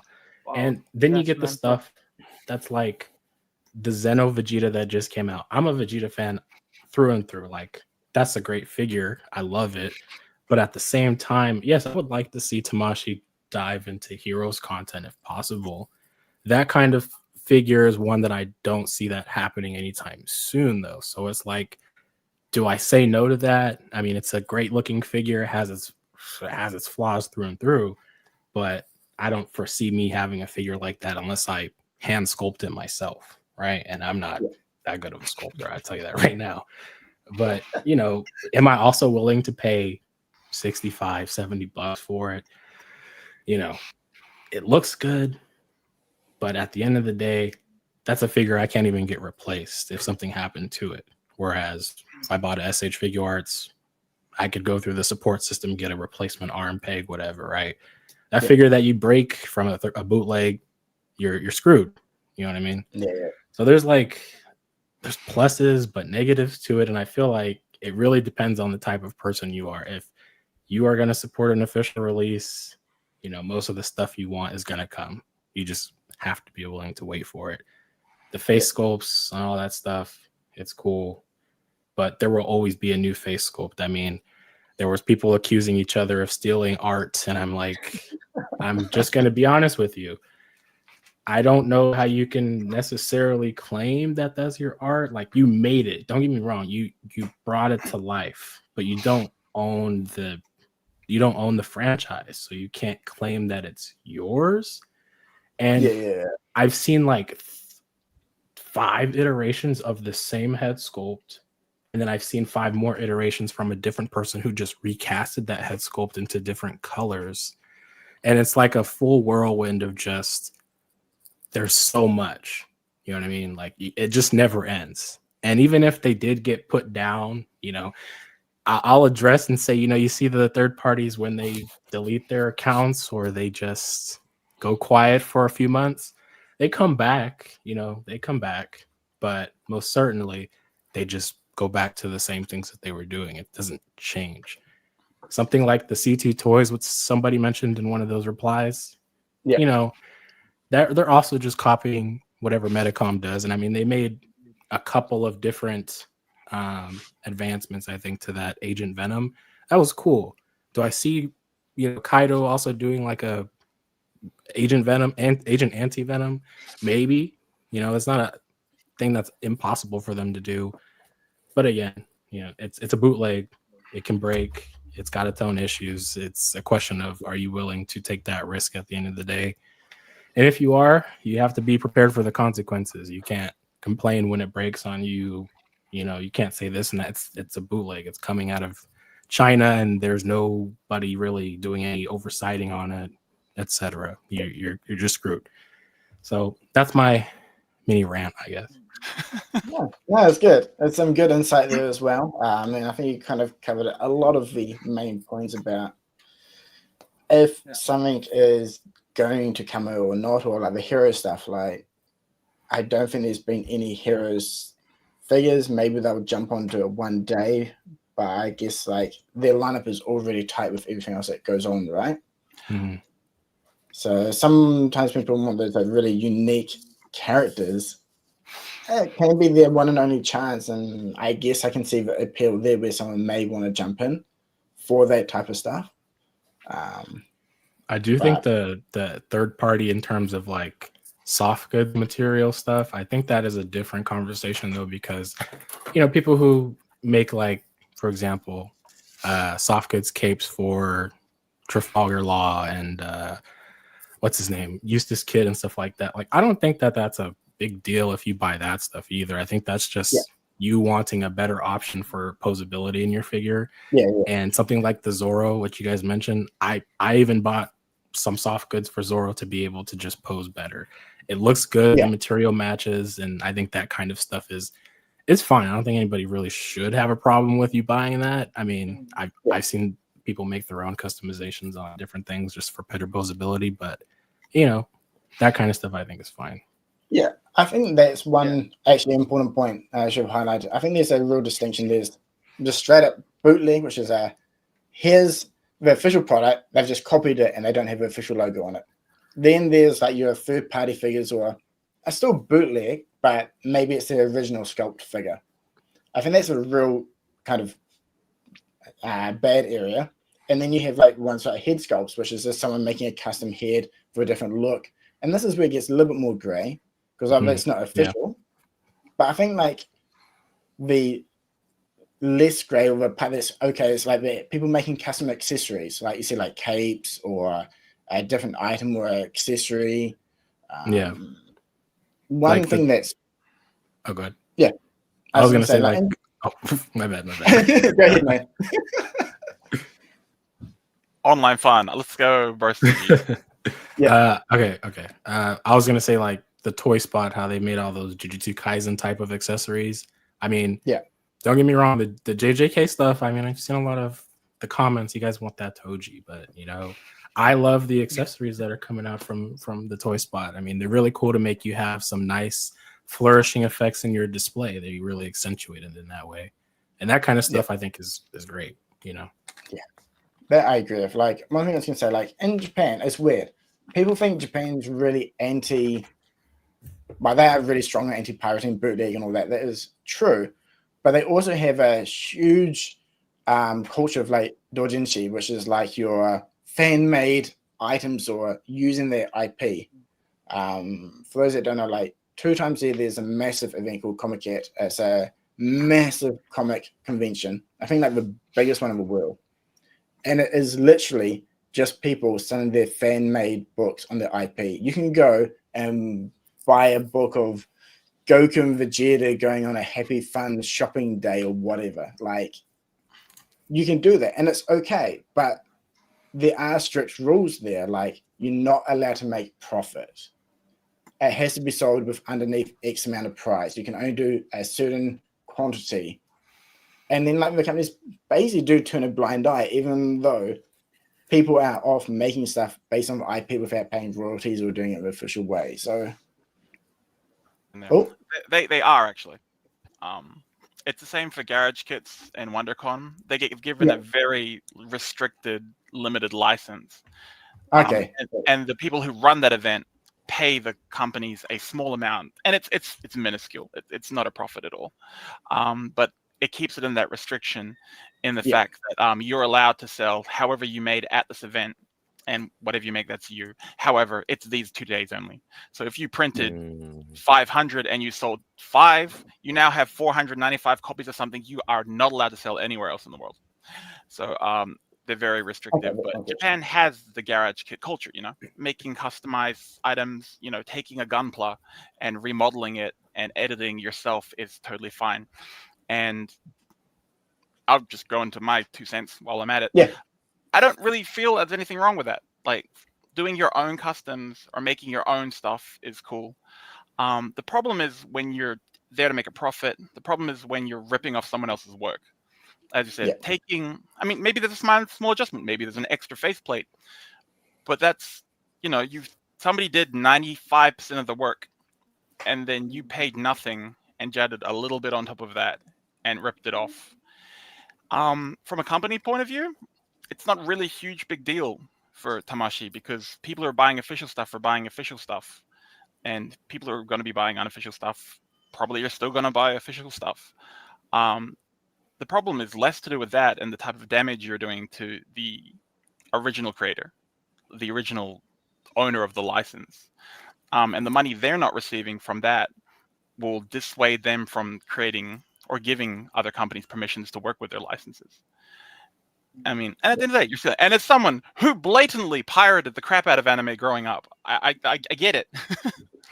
And, you know, working directly with the people who've put all this hours and work into this show, and to have them not get anything back, this kind of sucks. Yeah. But like, people, you know, who are creating stuff for themselves and stuff is really cool. I've actually talked to some people. What's interesting is a lot of the people making these original sculpts want to be working with a bigger company. They want to be doing this with the license. And a lot of the people doing the sculpting and stuff are actually, you know, really nice people who are huge fans of the series. But then somebody takes that because they got nowhere else to work with, and this in-between company is like, well, we'll take your sculpt and we're going to mass produce it. And those are the people who are kind of predatory, I think. Like, there's no love there, and they're stealing other people's work. And even these sculptors who are making these cool faceplates are not getting a huge cut of it. It's that in-between, you know, business guy who has a factory. And, you know, it's a weird place. I will throw this out there as well as a company point of view. If you are a reviewer and you do touch third-party stuff, you've pretty much just burnt your bridges. No official company will touch you. You will not get work with Toei Animation or Pierre or any studios like that. Also, the Chinese government is very cooperative on raids, so if you are making them, you may want to be careful. Yeah, as I mentioned, you often see it popping up in the news every now and then. Obviously, they need to protect their industry as well, with money coming in from outside companies. But coming into what you mentioned about, you know, these sculptors, right? Yeah, like the what Commander Shivik said, there's the guy that did a custom for the bunny girl from My Hero. And yeah, basically his one got picked up from Kyoto to do the sculpt for the official release, right? Yeah. So I think like a lot of these people, like whether they're here or overseas, especially if they're overseas, maybe they're passionate about this, but they don't have opportunities to actually work with companies. So to be able to do what they want to and to see what, I guess, their passion to come to life, like you said, they get hit up by these predatory companies as well. That's, hey, we'll make it for you. It'll be good. And then, you know, maybe they don't have any other option. And like what you said about pirating anime and other things like that, like we're from New Zealand. ass end of the world with fucking nothing. Like that's what you had, right? And if I talk about like bootlegs, I was back in NZ last year, and now there's like all these anime shops popped up, but it's all just bootleg Chinese factory, like shitty products, and that's all there is, and that's because it's the only option that those people have. And it's the same with a lot of other countries. I was in Singapore as well. They had like official stuff, but there's a lot more bootleg options there than other countries. So if something isn't readily available, then people will go to the most easily available option, which is normally going to be the bootleg ones, right? Because they don't abide by, I guess, regional contracts for licensing agreements, something, right? So they will just ship anywhere and everywhere the same. From China, shipping's cheaper as well. So it works out for them because they're not paying the extra costs. So unfortunately, that makes it a bit more attractive for people in regions which don't have access to the official products, let's say. I think there's also like less quantity though with those two. I mean, you've seen. I think the only one out of like the main, at least in terms of the Dragon Ball stuff, right? Like the only one of those I've seen that has like mass quantity is like Demon Eagle Fit, and even then, like that stuff, depending on the popularity of that particular release that they do, right? It's like next month it's costing $100 anyway. So what was the point? You might as well just go get the official. Anyways, it's the same price. Exactly. So I don't know. It's interesting. What about you, 86? What are your thoughts? I think everybody said pretty much everything that was kind of on my mind already. But the only thing that I will say is that I'm in no rush at all. I'm going to be collecting until I die. So the whole thing about, producing figures that people want now, I'm okay with it. If I don't get this is me personally, if I don't get a Kid Buu now, and if we get it like 10 or 20 years later, if I'm 80, if I'm 80 and I'm on my deathbed, I'll still be collecting. So it doesn't really bother me. Yeah, that's fair. Actually, talking about waiting, I remember people were like, man, I really want another Android, like the Dragon Ball Super Androids, right? And like this bootleg company, I think it was CT maybe, I can't remember the name.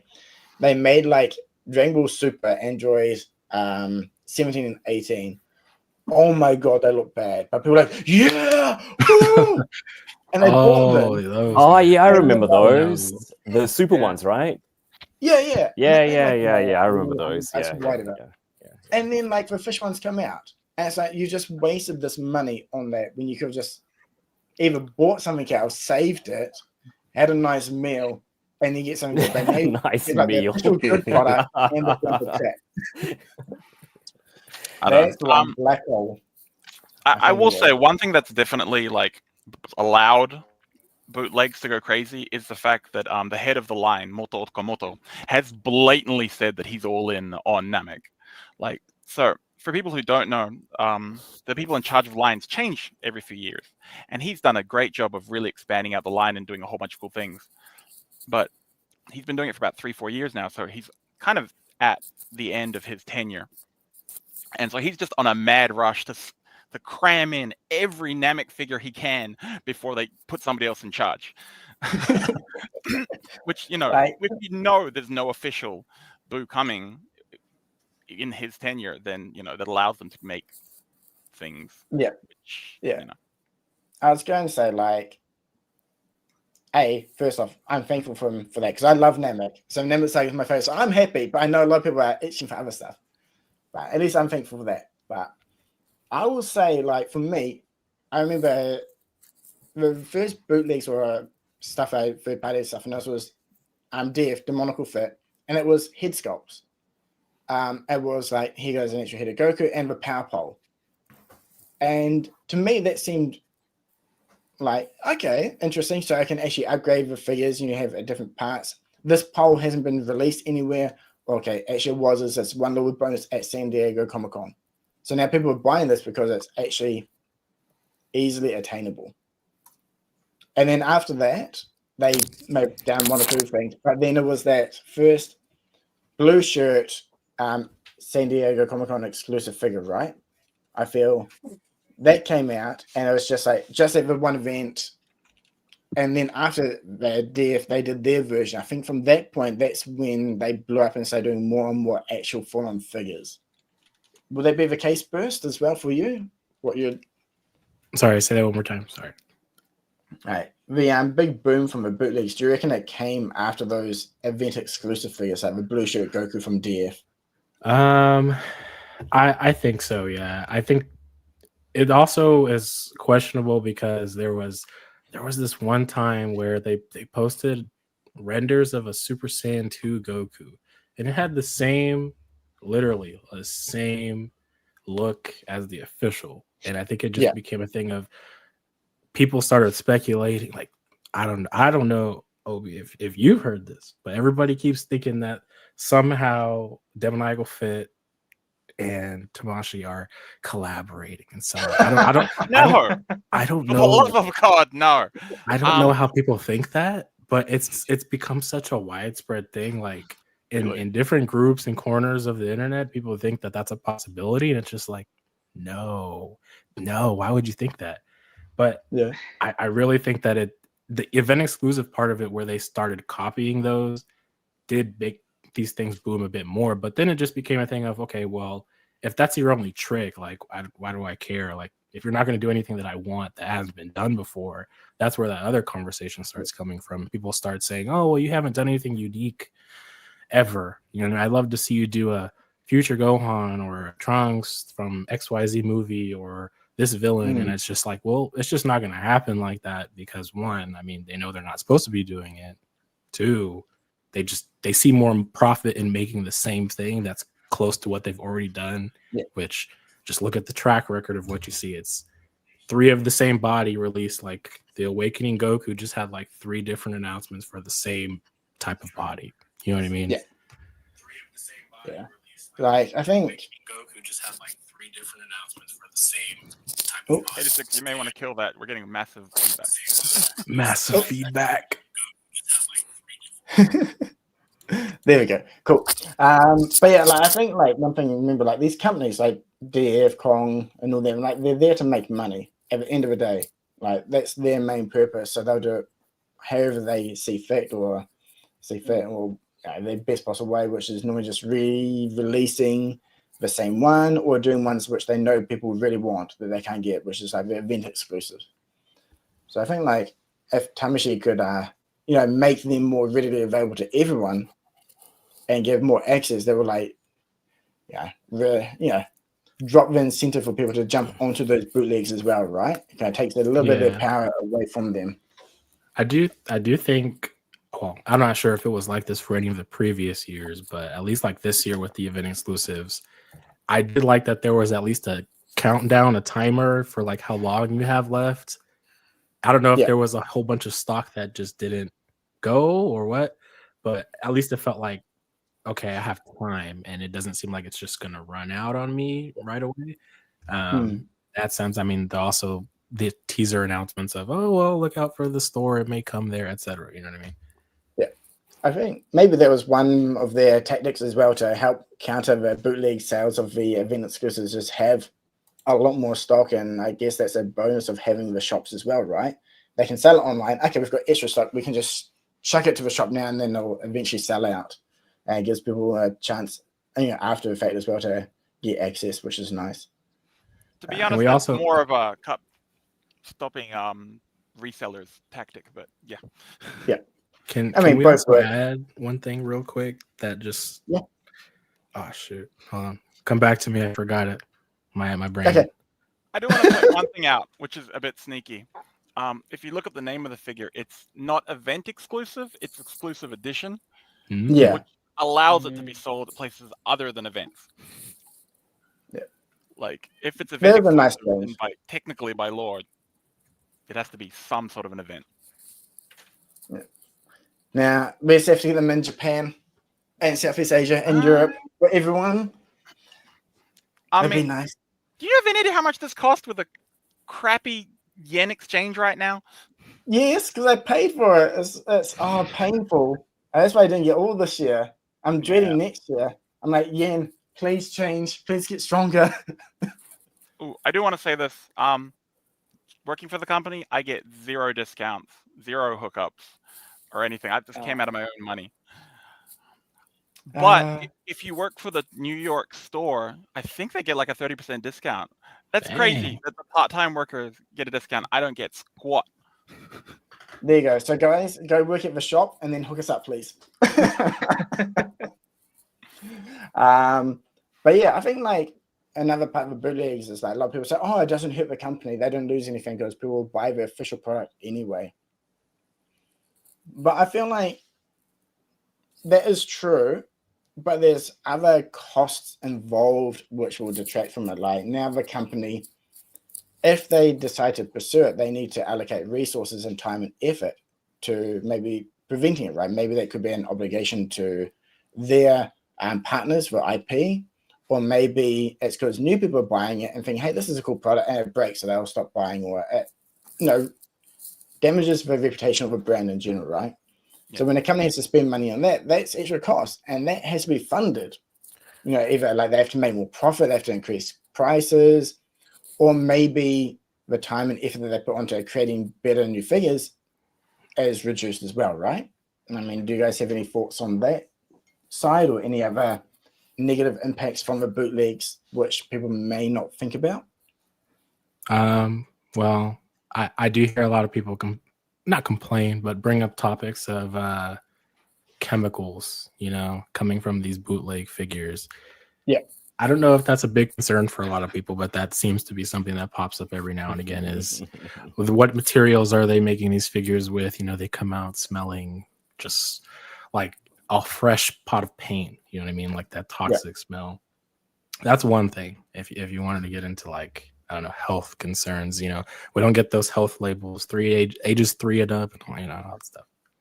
That's actually very true. One cool thing about Tamashi items is the rigorous health checks, recycled, items used, environment, the way the factories are run. I had to sit through a 4-hour lecture about it. It was kind of boring, but the amount of that goes into those sorts of things, like even like a bleach check, like they'll when they make the first production sample, they literally just sit it on a shelf on the 18th floor of the building and let it sit there in the sun for 2 months actually, to check these materials. Okay, will they melt? Will they release some sort of fumes or anything? And you can't know that with third-party stuff. Another thing, third-party stuff, I have to write a report about it, so a lot of my overtime happens because of that. So it sucks for me. I'm sorry. And for that reason, we should all stop buying third-party stuff. Cut down on OB's overtime. Unfortunately, Ace wasn't able to make it just due to timing and way things work at the end of the year. Unfortunately, he said he'll try pop in if he can. But Traitor. Yeah, I know, right? How dare he? All right. But yeah, I think that probably covers it for most of the bootleg stuff. I think it's been good. It's something that is worth talking about and get everyone's thoughts about it, and to try to think about it a little bit more beyond just the service. It was like, ooh, that's cool. I want it. I'll buy. It's good to kind of think about how your purchases affect everything. And one thing that is important, like if you do want to take photos and eventually work with companies, right? If you touch any bootleg or a non-official product, you basically ruin your chances, because obviously companies, they can't support people that are supporting bootlegs. Like it doesn't matter what company it is with. You could be doing it for Transformers, and Transformers. That's right. I wanted to mention this. I'm a huge Transformers fan as well, like the Masterpiece line. But now that line is basically dead. If you want Transformers, it's all third party. Just because I guess it was slow release from Takara Tomy. They didn't really finish off lines either. So then the third party company stepped in, and then they just blew up. So if you talk about Transformers now, it is just third party for the most part, with that little sprinkling of official stuff. It's great for fans in the sense that they actually have an option for all those figures, all the characters and options. But it's also really bad to think that the line, which was really good and official, has now been almost destroyed due to them. It'll be sad to see the same thing for like articulated anime figures as well, from Tamashii, Figma, Kyoto as well. Like Bandai's huge; they can probably take the blows, but people like Mafix, that's a small company. And if people just end up buying the bootlegs of those, that can really impact their sales and what they can produce, and maybe they can lose licenses as well, right? Because they probably don't have the money to spend on big lawyers to fight whatever, if that is what they have to do. So yeah, I know. I guess one big thing that companies can do is obviously, yeah, those hard to get figures, re-release them. As I mentioned earlier, like the surveys that Tamashi's done recently with the 40th anniversary. Yeah. Like, that is awesome. It gives people a say. It gives people hope that, yes, these figures that I can't get, I might be able to get. Having that like a yearly thing, I think would be awesome. I mean, what do you guys reckon? Yeah, drop a comment in the chat as well. Would you like to see that like once a year for all premium bundle releases, or any figure to have a vote for the top 2 or 3 to get re-released? You know, that one sec. Oh, there goes Ace. One sec. I would love that. Oh no! Did you boot him from the thing? No, I can only have 6 people. 1, 2, 3, 4, 5, 6. I'll tell you. I literally have to go. I'm gonna go get completely wasted in Ikebukuro in like an hour. So Nice. Fair enough. I'll dip out. We'll come back. Catch you later, man. Cheers for joining. But if the people here want to just like have a casual chat later at another point, and we can talk shop about stuff I can't talk about here. Yeah. Just let me know. Sounds good. Take it easy, man. Thanks for joining in. All right. Have fun, guys. Hey, take care, Obi. A pleasure, man. Always. Pleasure. Take it easy. Thanks, Obi. Catch you later, man. Peace. Oh no, Ace dropped now. Oh no, there he goes. Hey, Ace. Good. Hey. Nice. What's Sorry up, about y'all? What's going on, Ace? And it seems I can only have like 6 people max, so Obi just dropped out, so you could jump in. Bro, y'all didn't have to do that. Like, I literally only have like 30 minutes, man. I just made it to my hotel, and I got to leave in probably 15, 20, 30 minutes max for sure, because I got an event I'm going to. I just wanted to chat with you guys real quick. Awesome, man. Man, thanks for jumping in. I know it's tight with the schedule, but it's all good. We should try and wrap this up soon anyway. But to recap, tell us your favorite 2024 release, your disappointment for 2024, Ooh. and what do you think about bootlegs?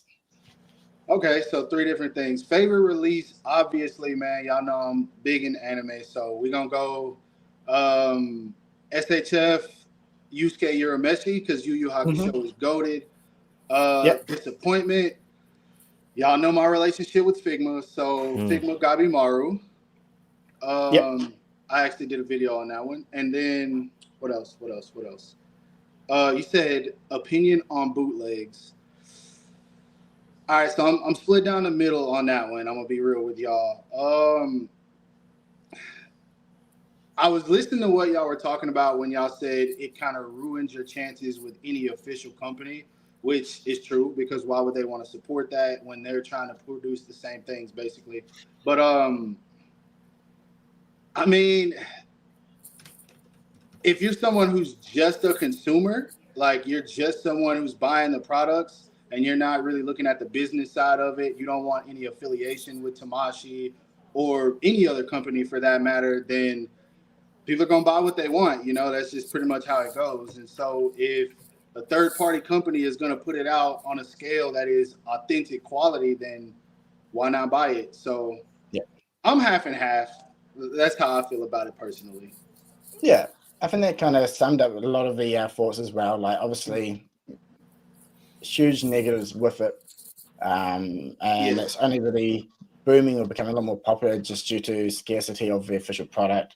Or it's hard to get for people, whether it's due to exclusive or a region you're in, or maybe it's just a really old figure.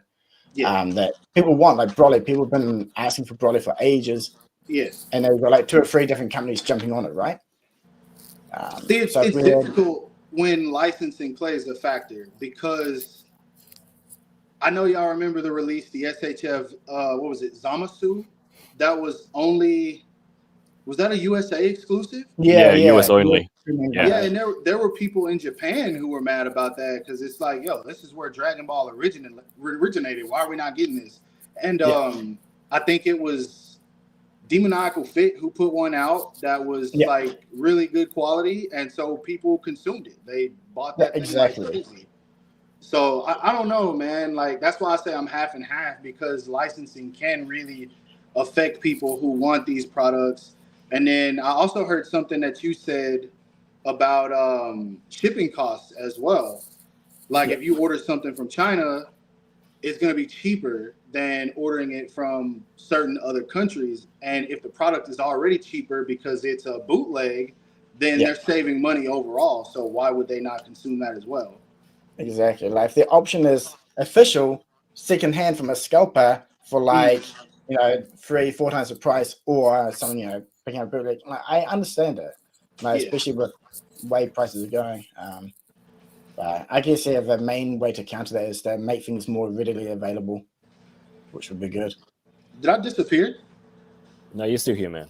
Oh, okay, yeah, I was trying to see the chat. Okay. Yeah, my setup is like terrible right now, man. Y'all can see I just got the light on me, and that's all good, man. Little tripod with me. All right, that's a good catch up. Maybe we can jump into the next part. What do we want from going forward? So we have a survey. A lot of people are like Eightysixed Kaisen characters, Supreme Kai and Bubbles, hell yeah. Kid Buu, Goatee and Trunks. Right. Broly, Salto 2.0, Kamen Rider gets Mark 9, Black Clover figures, Vidal with pigtails, yes. Heaps of, characters and lines that people want. But we'll start with Gerald. What do you want maybe in 2025 or other lines? Okay, Dragon Ball, definitely more new characters. Right. But if you're talking about other lines, I'm actually looking. I'm pretty hyped with Taken 8 lines actually. Yeah. Okay. Yeah, especially King. Especially the announcement of King and also Nina Williams. Yeah, pretty sure we can get other characters as well next year. Nice. Yeah, the Tekken stuff is pretty cool. Yeah. I know my mate was asking for the Tekken, was it 5?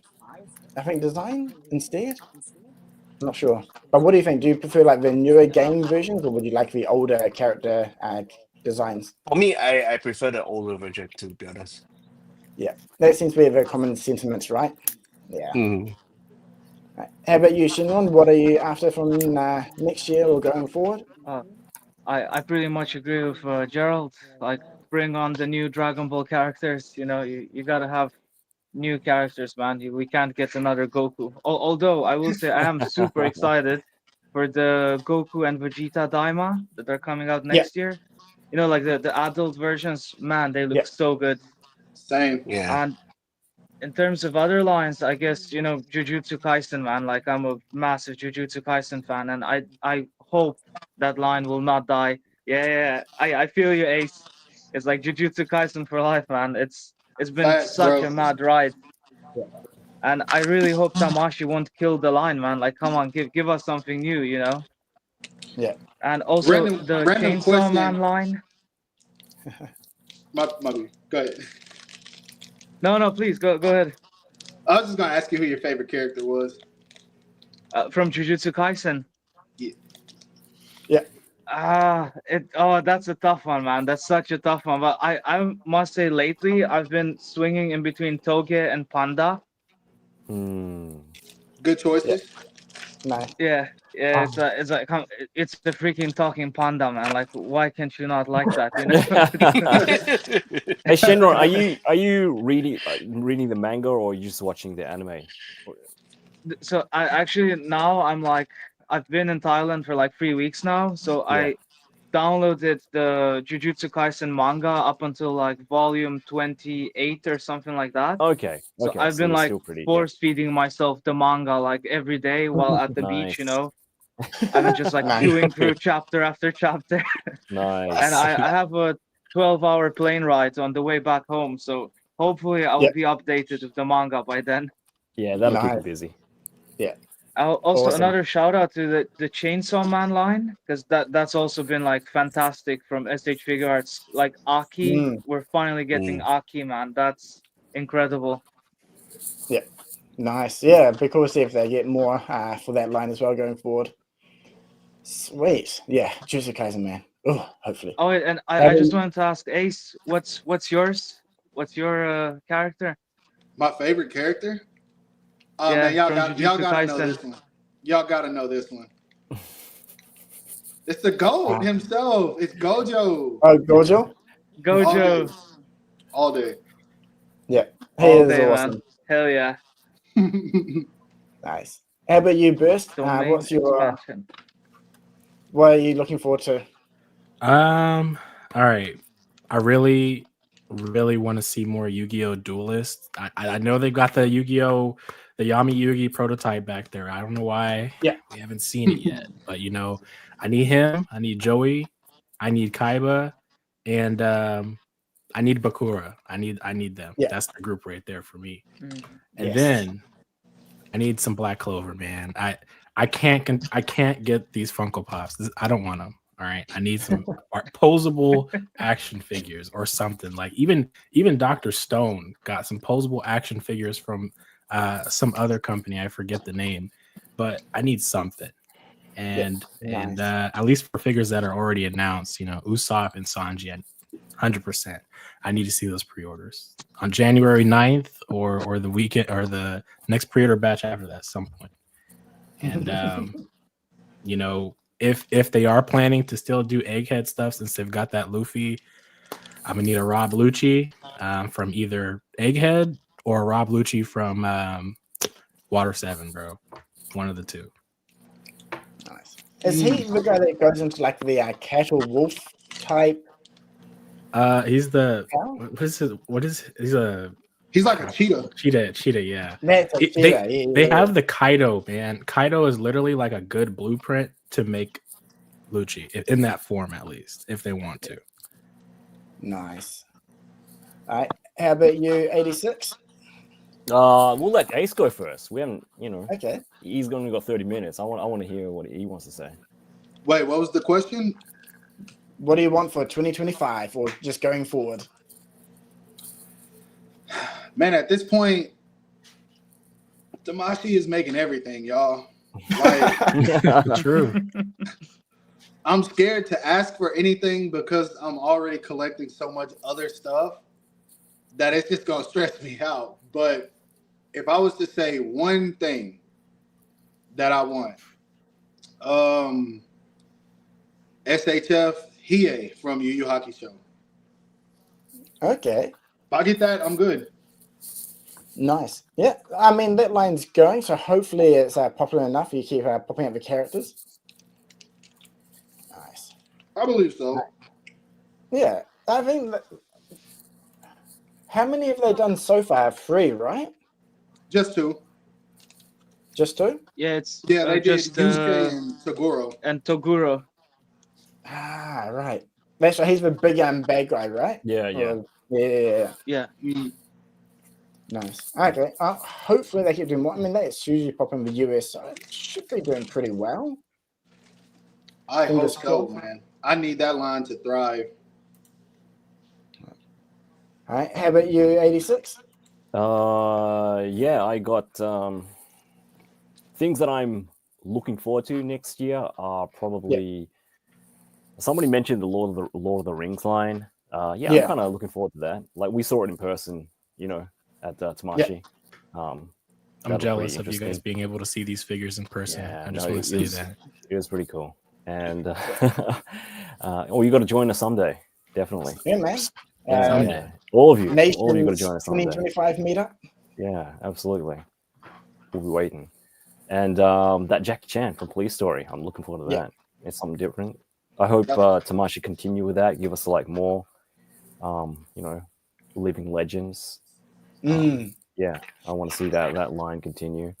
But stuff that I want from 2025 and onward, I'm with Shenrontoys. I want more Jujutsu Kaisen figures. I love that. Ace got me hooked on that. Thank you. I was really hesitant about getting on that, on the anime, but once I started watching that, it was like all the way. But I want to see more from that line. I want to see a Maharaga someday. Yeah. Yeah, I'd love to see that. And I think I'm alone on this one because I don't think any of you guys collect Star Wars, but I want to see a Captain Rex on the Star Wars line. I'd be down. Oh, I know that guy. That's the Question. You told me. I want to see a Captain Rex. Yeah, it's Star Wars Celebration next year in Japan. So come on, guys, give us something good. Give us something, something exciting. Live action or Clone Wars? That's Clone Wars, right? All right, there we go. Clone Wars. There we go. Clone Wars, Captain Rex. That's what I want. I remember when we were at Nations, you're hitting up the guy that's in charge of all the Star Wars. Yeah. Man, give me some Clone Wars, bro. Give me some Clone Wars. Yeah, I'll mention that every time I see him. Yeah, that was too funny. But yeah, the Star Wars stuff. And Nations. I was looking, it's like, I want R2-D2 and C-3PO. But then I want Chewbacca. But Yoda. But I need to stay away. Like, seriously, those figures look so cool. But if you get one, there's about 50 others that you must have. I know I saw Saint in the chat. I'm not sure if he's still around. But he was collecting the Star Wars stuff. And they look really cool. Just a quick question for everybody. I got a question for you. Oh, yeah, go ahead. Yeah, go ahead. So, all right, I play Fortnite, right? Yeah.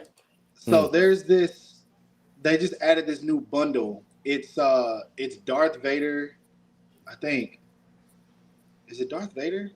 He's Samurai the one. Darth Vader. Who's Darth Vader? He wears like. He's got the breathing mask, right? Yeah. He's got the black suit. Yeah. Okay, so Darth Vader. I don't know why I always get him and Kylo Ren mixed up. Yeah. But they added this like bundle in there of him in a samurai outfit, and it looks freaking dope. Like I'm trying to talk myself out of buying it. Is that is that comic accurate, or is that just something that they made for the game? I think Tamashi or somebody made it. Like they have a separate line for Star Wars, like in old samurai lines. They do that for they've done that for quite a while now. I'm not sure if it's the same thing in Fortnite, but it's something that Tamashi does do. Yeah, I think that line was actually only sold in the US as well, or overseas. I think it's like Marshall or something. There we go. Movie realization. Yeah, that's the one. Yeah. But y'all man, see that? Let me know. Yeah.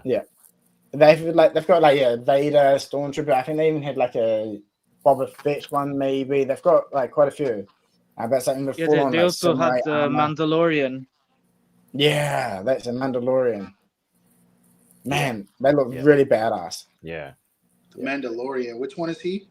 With the little Yoda character. Yeah, the baby, the baby Yoda. Yeah, baby Yoda, and he had this like samurai pulling cart and like a massive katana.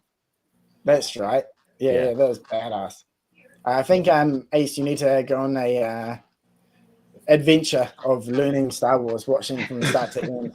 I'm sure. I tried. I really couldn't get into it. I don't hate it. Like I joke about it a lot. I don't hate it, but as far as watching it, I've seen the most recent 3 movies, and then that's why you didn't like it. I know most Star Wars fans didn't like those, but I also watched. I think I saw episode. I know it was Revenge of the Sith. That's all I know. Okay. I saw Anakin Skywalker because I think he's super dope, and then the one with Darth Maul because he's super badass. Like I love Darth Maul. He's probably if I was to get into Star Wars, it would be because of him.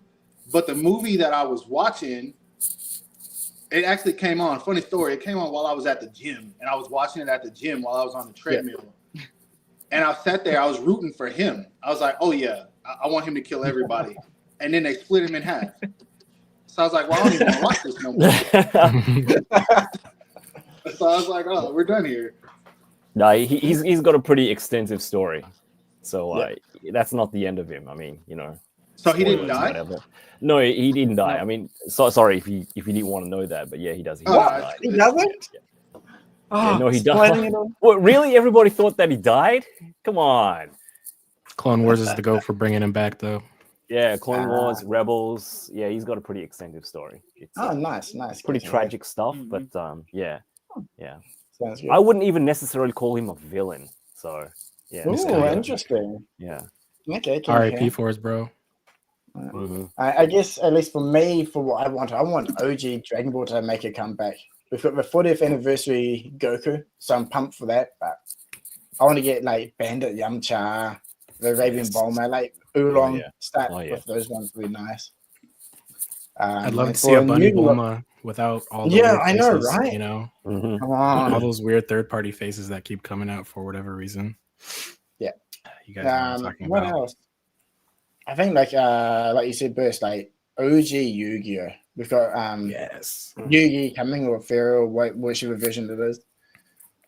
I need a Kaiba to go through. Even my wife was saying last time, man, can't wait for their line. Hope they bring out Kaiba soon as well. You know, just get those guys lined up, especially since we've got Black Magician and Blue Eyes as well, right, from the Monster Arts line. Super badass. So yeah, have a the duelist with the monsters would be awesome. Absolutely. Yeah. What happened to Ace? Oh, must have dropped. His video been dark. All right. Hopefully he jumps back on. Insane. I've seen the movies. Don't worry. 86 was giving me shit as well for not seeing Clone Wars. Yeah, and not knowing who Obi-Wan Kenobi is. Peak, bro. You have to watch it. Yeah. You have to. Even if you're not an Ahsoka fan, you have to watch it. Yeah. It's really good. But welcome back, Ace. My bad. My mom called me. I forgot. When I got to the hotel, I immediately jumped on this. I forgot to even let people know I made it. But I think. By the way, just to jump in, your mum is the GOAT. Seriously, those gifts she gave you, if you guys haven't seen, check out Ace's Instagram. Like giant banners, everything. That's just badass. Yeah. Y'all, my mom is crazy, man. Like, she's crazy. Because I was like, yo, I didn't even know she was going to do all that. she's something else. No, that's true support. That's what, That's She's always supported me, man. That's one thing. Man, my mom's my everything. Everything. Yeah. I say that live stream, so y'all know I mean it, man. That's my everything. That's so good. We've run a bit over time, so we'll try to wrap up in a few more minutes. It's been a while. One quick comment from everyone. What do you think about quality for figure arts for the last year? Gerald? Yay, nay? Quality for SHF? Yeah. Yeah. It's hard to say about this one. Sometimes it's good, sometimes it's bad, but it's not really like standard thing for SHF. Yeah. Depends on figures, depends on release. Yeah. I don't have much comment on this part, actually, to be honest. Yeah, I think that's kind of fair. Shenron, yourself? Yeah, I think the same like what Gerald said. Like, quality has been pretty consistent. Yeah, there are a few duds here and there. Like we all remember this whole drama of like them producing in Vietnam and then switching back to China and then producing in Vietnam again. But I don't know, man. I feel like generally the quality has been very good. Like, and another shout out to Tamashi, because when stuff breaks, they actually replace it for you. It happened to me twice now with I think it was like some elbow joint on this pan figure, and then some other wrist snapped, and they sent me a new replacement part. So it just happened twice. So I'm like, I think the quality is good. So that's a yay for me. Nice. Burst? More or less the same. I haven't come across any major issues I would call out. Just standard little things here and there. Maybe a blemish here and there. That's about it. Yeah. A broken hand peg, but like I said, those are things you can get more or less pretty easily replaced as long as you've bought from the source. Yeah, pretty good this year. Nice. All right. Yourself, Ace? For me, I don't know. I haven't really, that I can think of, ran into any QC issues lately. Yeah, I'm drawing a blank on that one, man. Nice. For the most part, I think everything's been pretty consistent, and I've enjoyed just about everything I've got my hands on. Awesome. Good to hear. How about yourself, 86? Yeah, I think pretty much what everybody else has said. I broke a couple of things, but that was my fault. So that's just me being an idiot. But one thing I do want to add is that I don't know how everybody else feels about this, but I am glad that like stuff that they did kind of fumble on, they kind of fixed by re-releasing stuff like the Goku, the Trunks, the what was that other one? The full power Super Saiyan Goku. The quality on the like the re-releases have been a lot better. The different chest You didn't color. like that one? Yeah. No, I didn't like the for mine maybe, I'm not sure, but like the plastic quality was just kind of it was like soft and like loose and like kind of like it was just pretty bad overall. I mean, I like I know a lot of people don't like the faces. I'm cool with it. I really like the smiley face, but somebody hit me up on Instagram and said that the re-releases, like the joints are much tighter, the plastic quality feels a lot better. So I picked it up again and it was like, hey, they did something different. You're talking about the super buff one, right? No. Okay. The slim the 2.0 like full power. That one. The one that was like ages ago.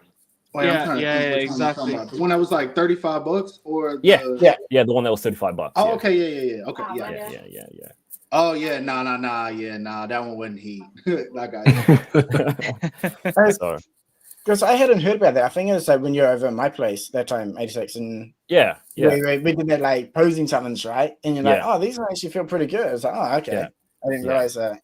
So the very first batch weren't too great, but the second, third, or even how many times they got re-released, it got better. So I'm glad that they are aware about the issues, and I'm glad that they do reissue them close enough, I guess, maybe to the time that it was originally released. So I guess that's a good thing.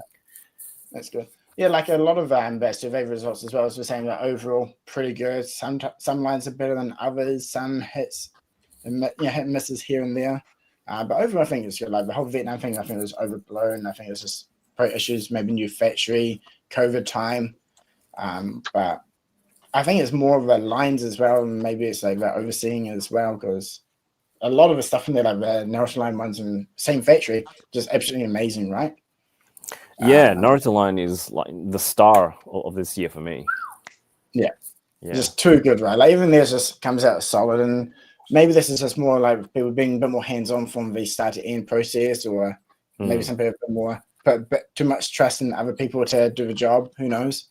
But yeah, I think overall most of the quality is good. I've just been noticing a few things like looser joints that will just come off. Especially you're talking about King Cold, right? Oh fuck! He drove me nuts. Like that arm on him was but even like the new Piccolo, right? His arm after changing it once, it attaches, but it's like really loose. It's not a problem per se. Diamond one? But a little bit, the diamond one. At least for me, like his arm there, it's like that one just came off, and in the joint itself actually. But like it's really loose, but it holds on. But I've noticed a few little wee things like that lately where maybe after you've changed the part, then it's a bit too loose. Maybe the tolerances aren't quite as high as what some other figures have, or there's like the original Trunks, right? That was quite loose in the legs. It would hold its pose, but the enjoyment of playing with it isn't quite as good. Those little wee quality things which aren't a deal breaker per se, but when you keep kind of seeing it over time, it can feel a bit more frustrating, I think. So I'm hoping those points get maybe cleaned up a little bit more going forward into the next year. The last question, I don't want to take up too much time. It's quite a bit more of a deep question. It's more about, is Tamashii Nations putting the arts in S.H.Figuarts? This kind of question came about like when I went to the showroom a while ago with my wife, and she saw the live action One Piece figures. And she was like, holy, like, damn, they look amazing. Like, maybe from a playability point, not great, but when you look at them, it's like the finish, the paint job, everything like that. She said to me, like, now this looks like it actually has arts and figure arts. And it made me think, like, there are some figures which is like that, like the Berserk line, the first one, that's like a statue, work of art. The Godzilla Monster Arts ones, a lot of them, they're like a sculpture that can articulate like a toy. And there's some figures that really kind of capture that essence. The early Dragon Ball ones, the 1.0 ones with the weathering, the detail, I think there's more emphasis put on that opposed to a mass-produced toy.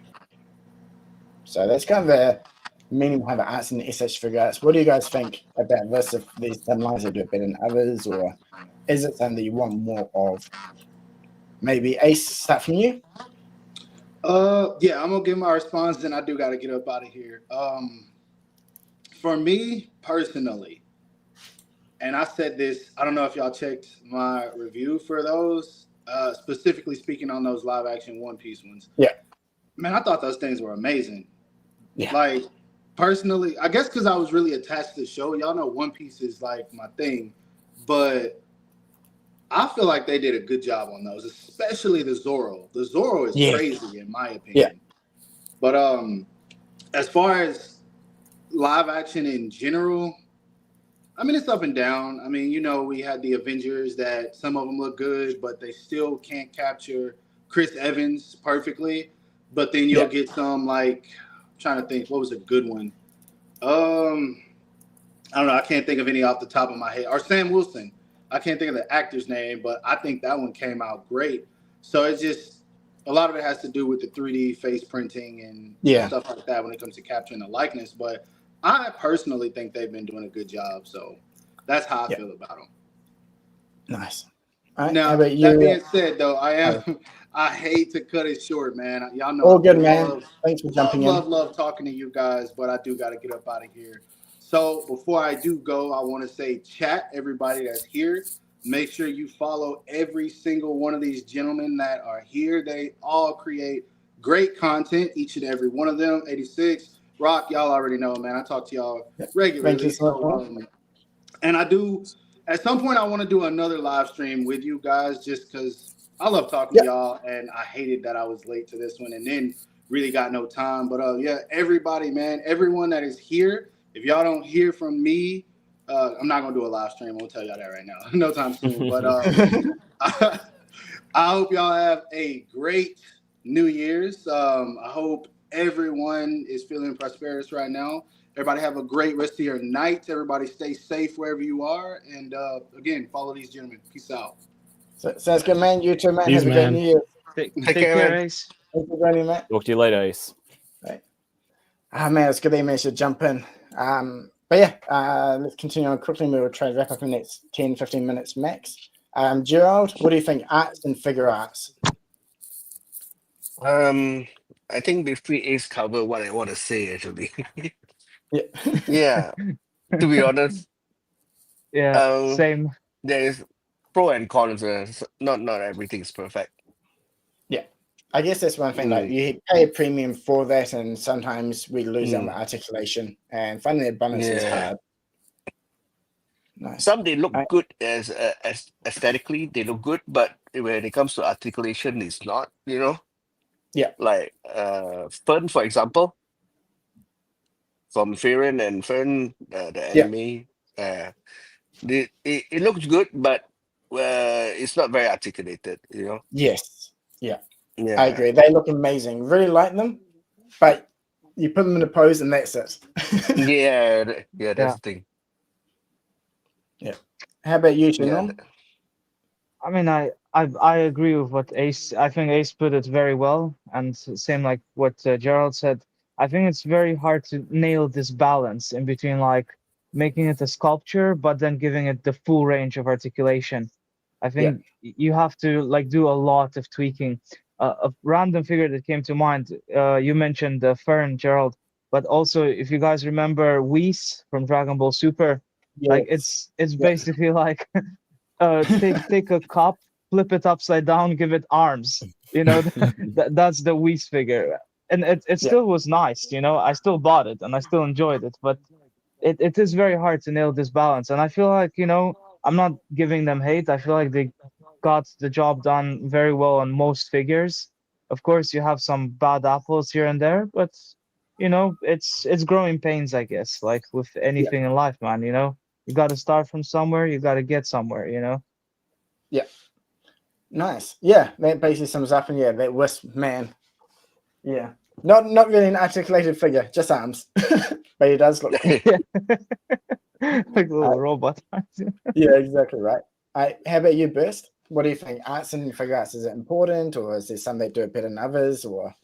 It's definitely important, and I definitely think I would tie this a little bit back to what I said earlier about like Kui and Vegeta like being very stylized and being able to capture those specific scene moments, and even I mean those expressions can be used for much more if you've got the creativity to do all that. But I definitely think that they have been doing way better in the last year, especially touching on that the One Piece line. I mean, like I said, they were good looking if you just leave them in one pose, like the Zoro. I mean, Sanji was okay. Sanji was okay. But Luffy and Sanji and Zoro posing them together, it's like, okay, well, could have just bought a statue, but I mean, for a cheaper price, these look good just standing there. But I mean, even touching into like 2025, Ace, I don't know the specifics like of how that came from I think it was the One Piece World Coliseum event thing, right? And how they decided if they were gonna mass release it, if that was like always in their decision. But that right there was just like whatever group of people that they had doing that, I would love to see them do more, man. Like really. But also there's questionable things for me. Like, do they have to do things like with Shanks having a statue of Luffy? Could they not have found a way to still make a mini articulated one, even if it increases the price a little bit more? But I mean, again, it's scene recreation, so in a way, they're trying to recreate a piece of art that's iconic to this day. So yeah, I mean, they've been doing a great job. Nice. Yeah, that's a good summary. 86. Yeah, I think just pretty much what everybody else said, and I guess what Burst said, and lastly about recreating scenes. I think, yeah, as long as it's suitable to what the character or characters or the anime, and it's for what it does. It gives it gives something to actually. I don't know what I'm saying. Just hold up, guys. I need to rethink my thoughts. Hold up. Yeah, like I think one thing that OB we always talked about with OB was with the Ginyu Force and how Guldo wasn't articulated. Yeah, and one argument was that does he really need to be articulated?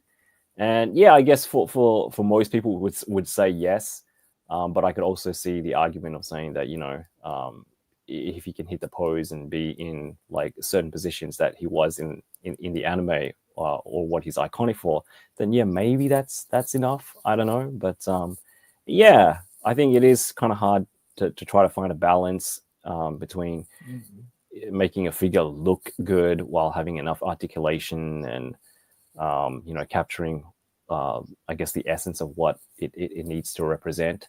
I'm starting to waffle on now and I'm starting to lose my thoughts, but yeah, something along the lines of that.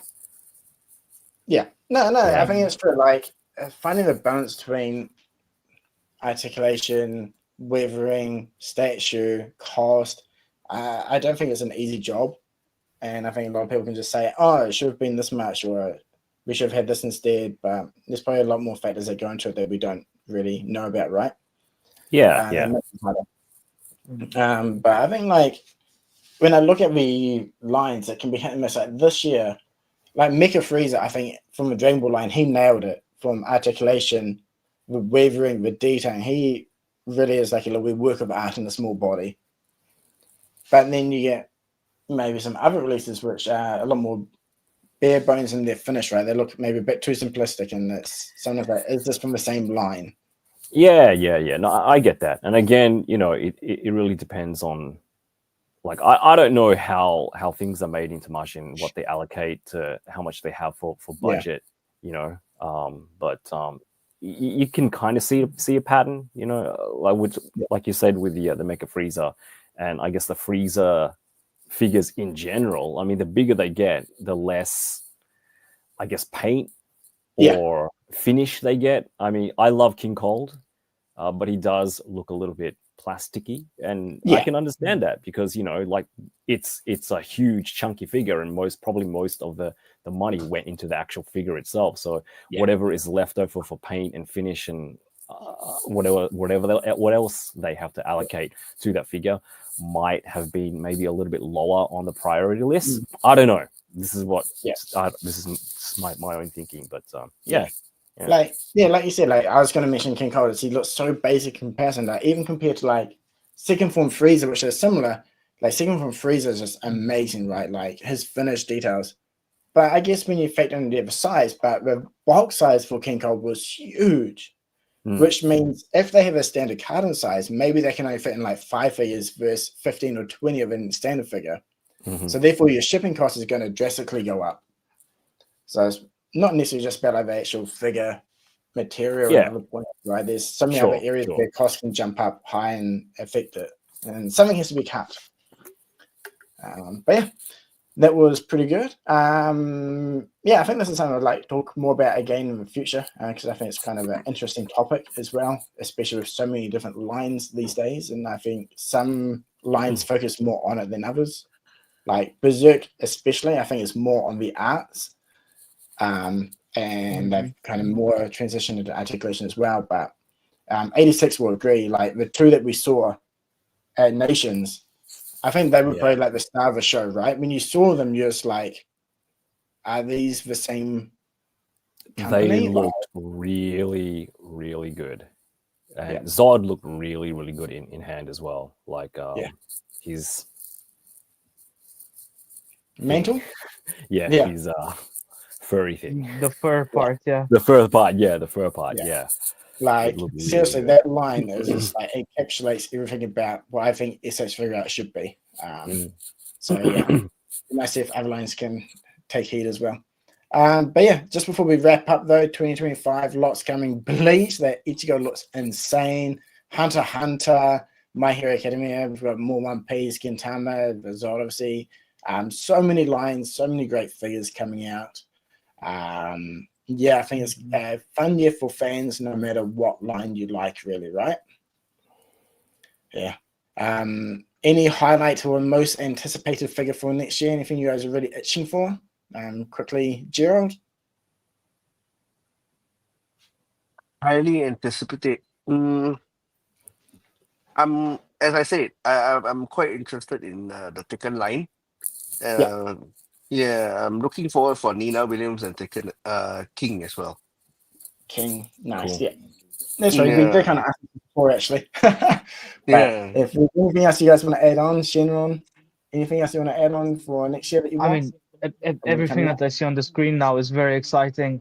Hunter x Hunter, Naruto line, Chainsaw Man Aki, Goku Vegeta Daima. It's gonna be a good year, man, for sure. Yeah, definitely. I feel sorry for my wallet already. R.I.P. Yeah. Burst, you? Any other new lines or ones you're itching for now? Definitely everything there, but for sure the Dark Magician from Yu-Gi-Oh! That one looks stellar. Oh my gosh. He looks so good.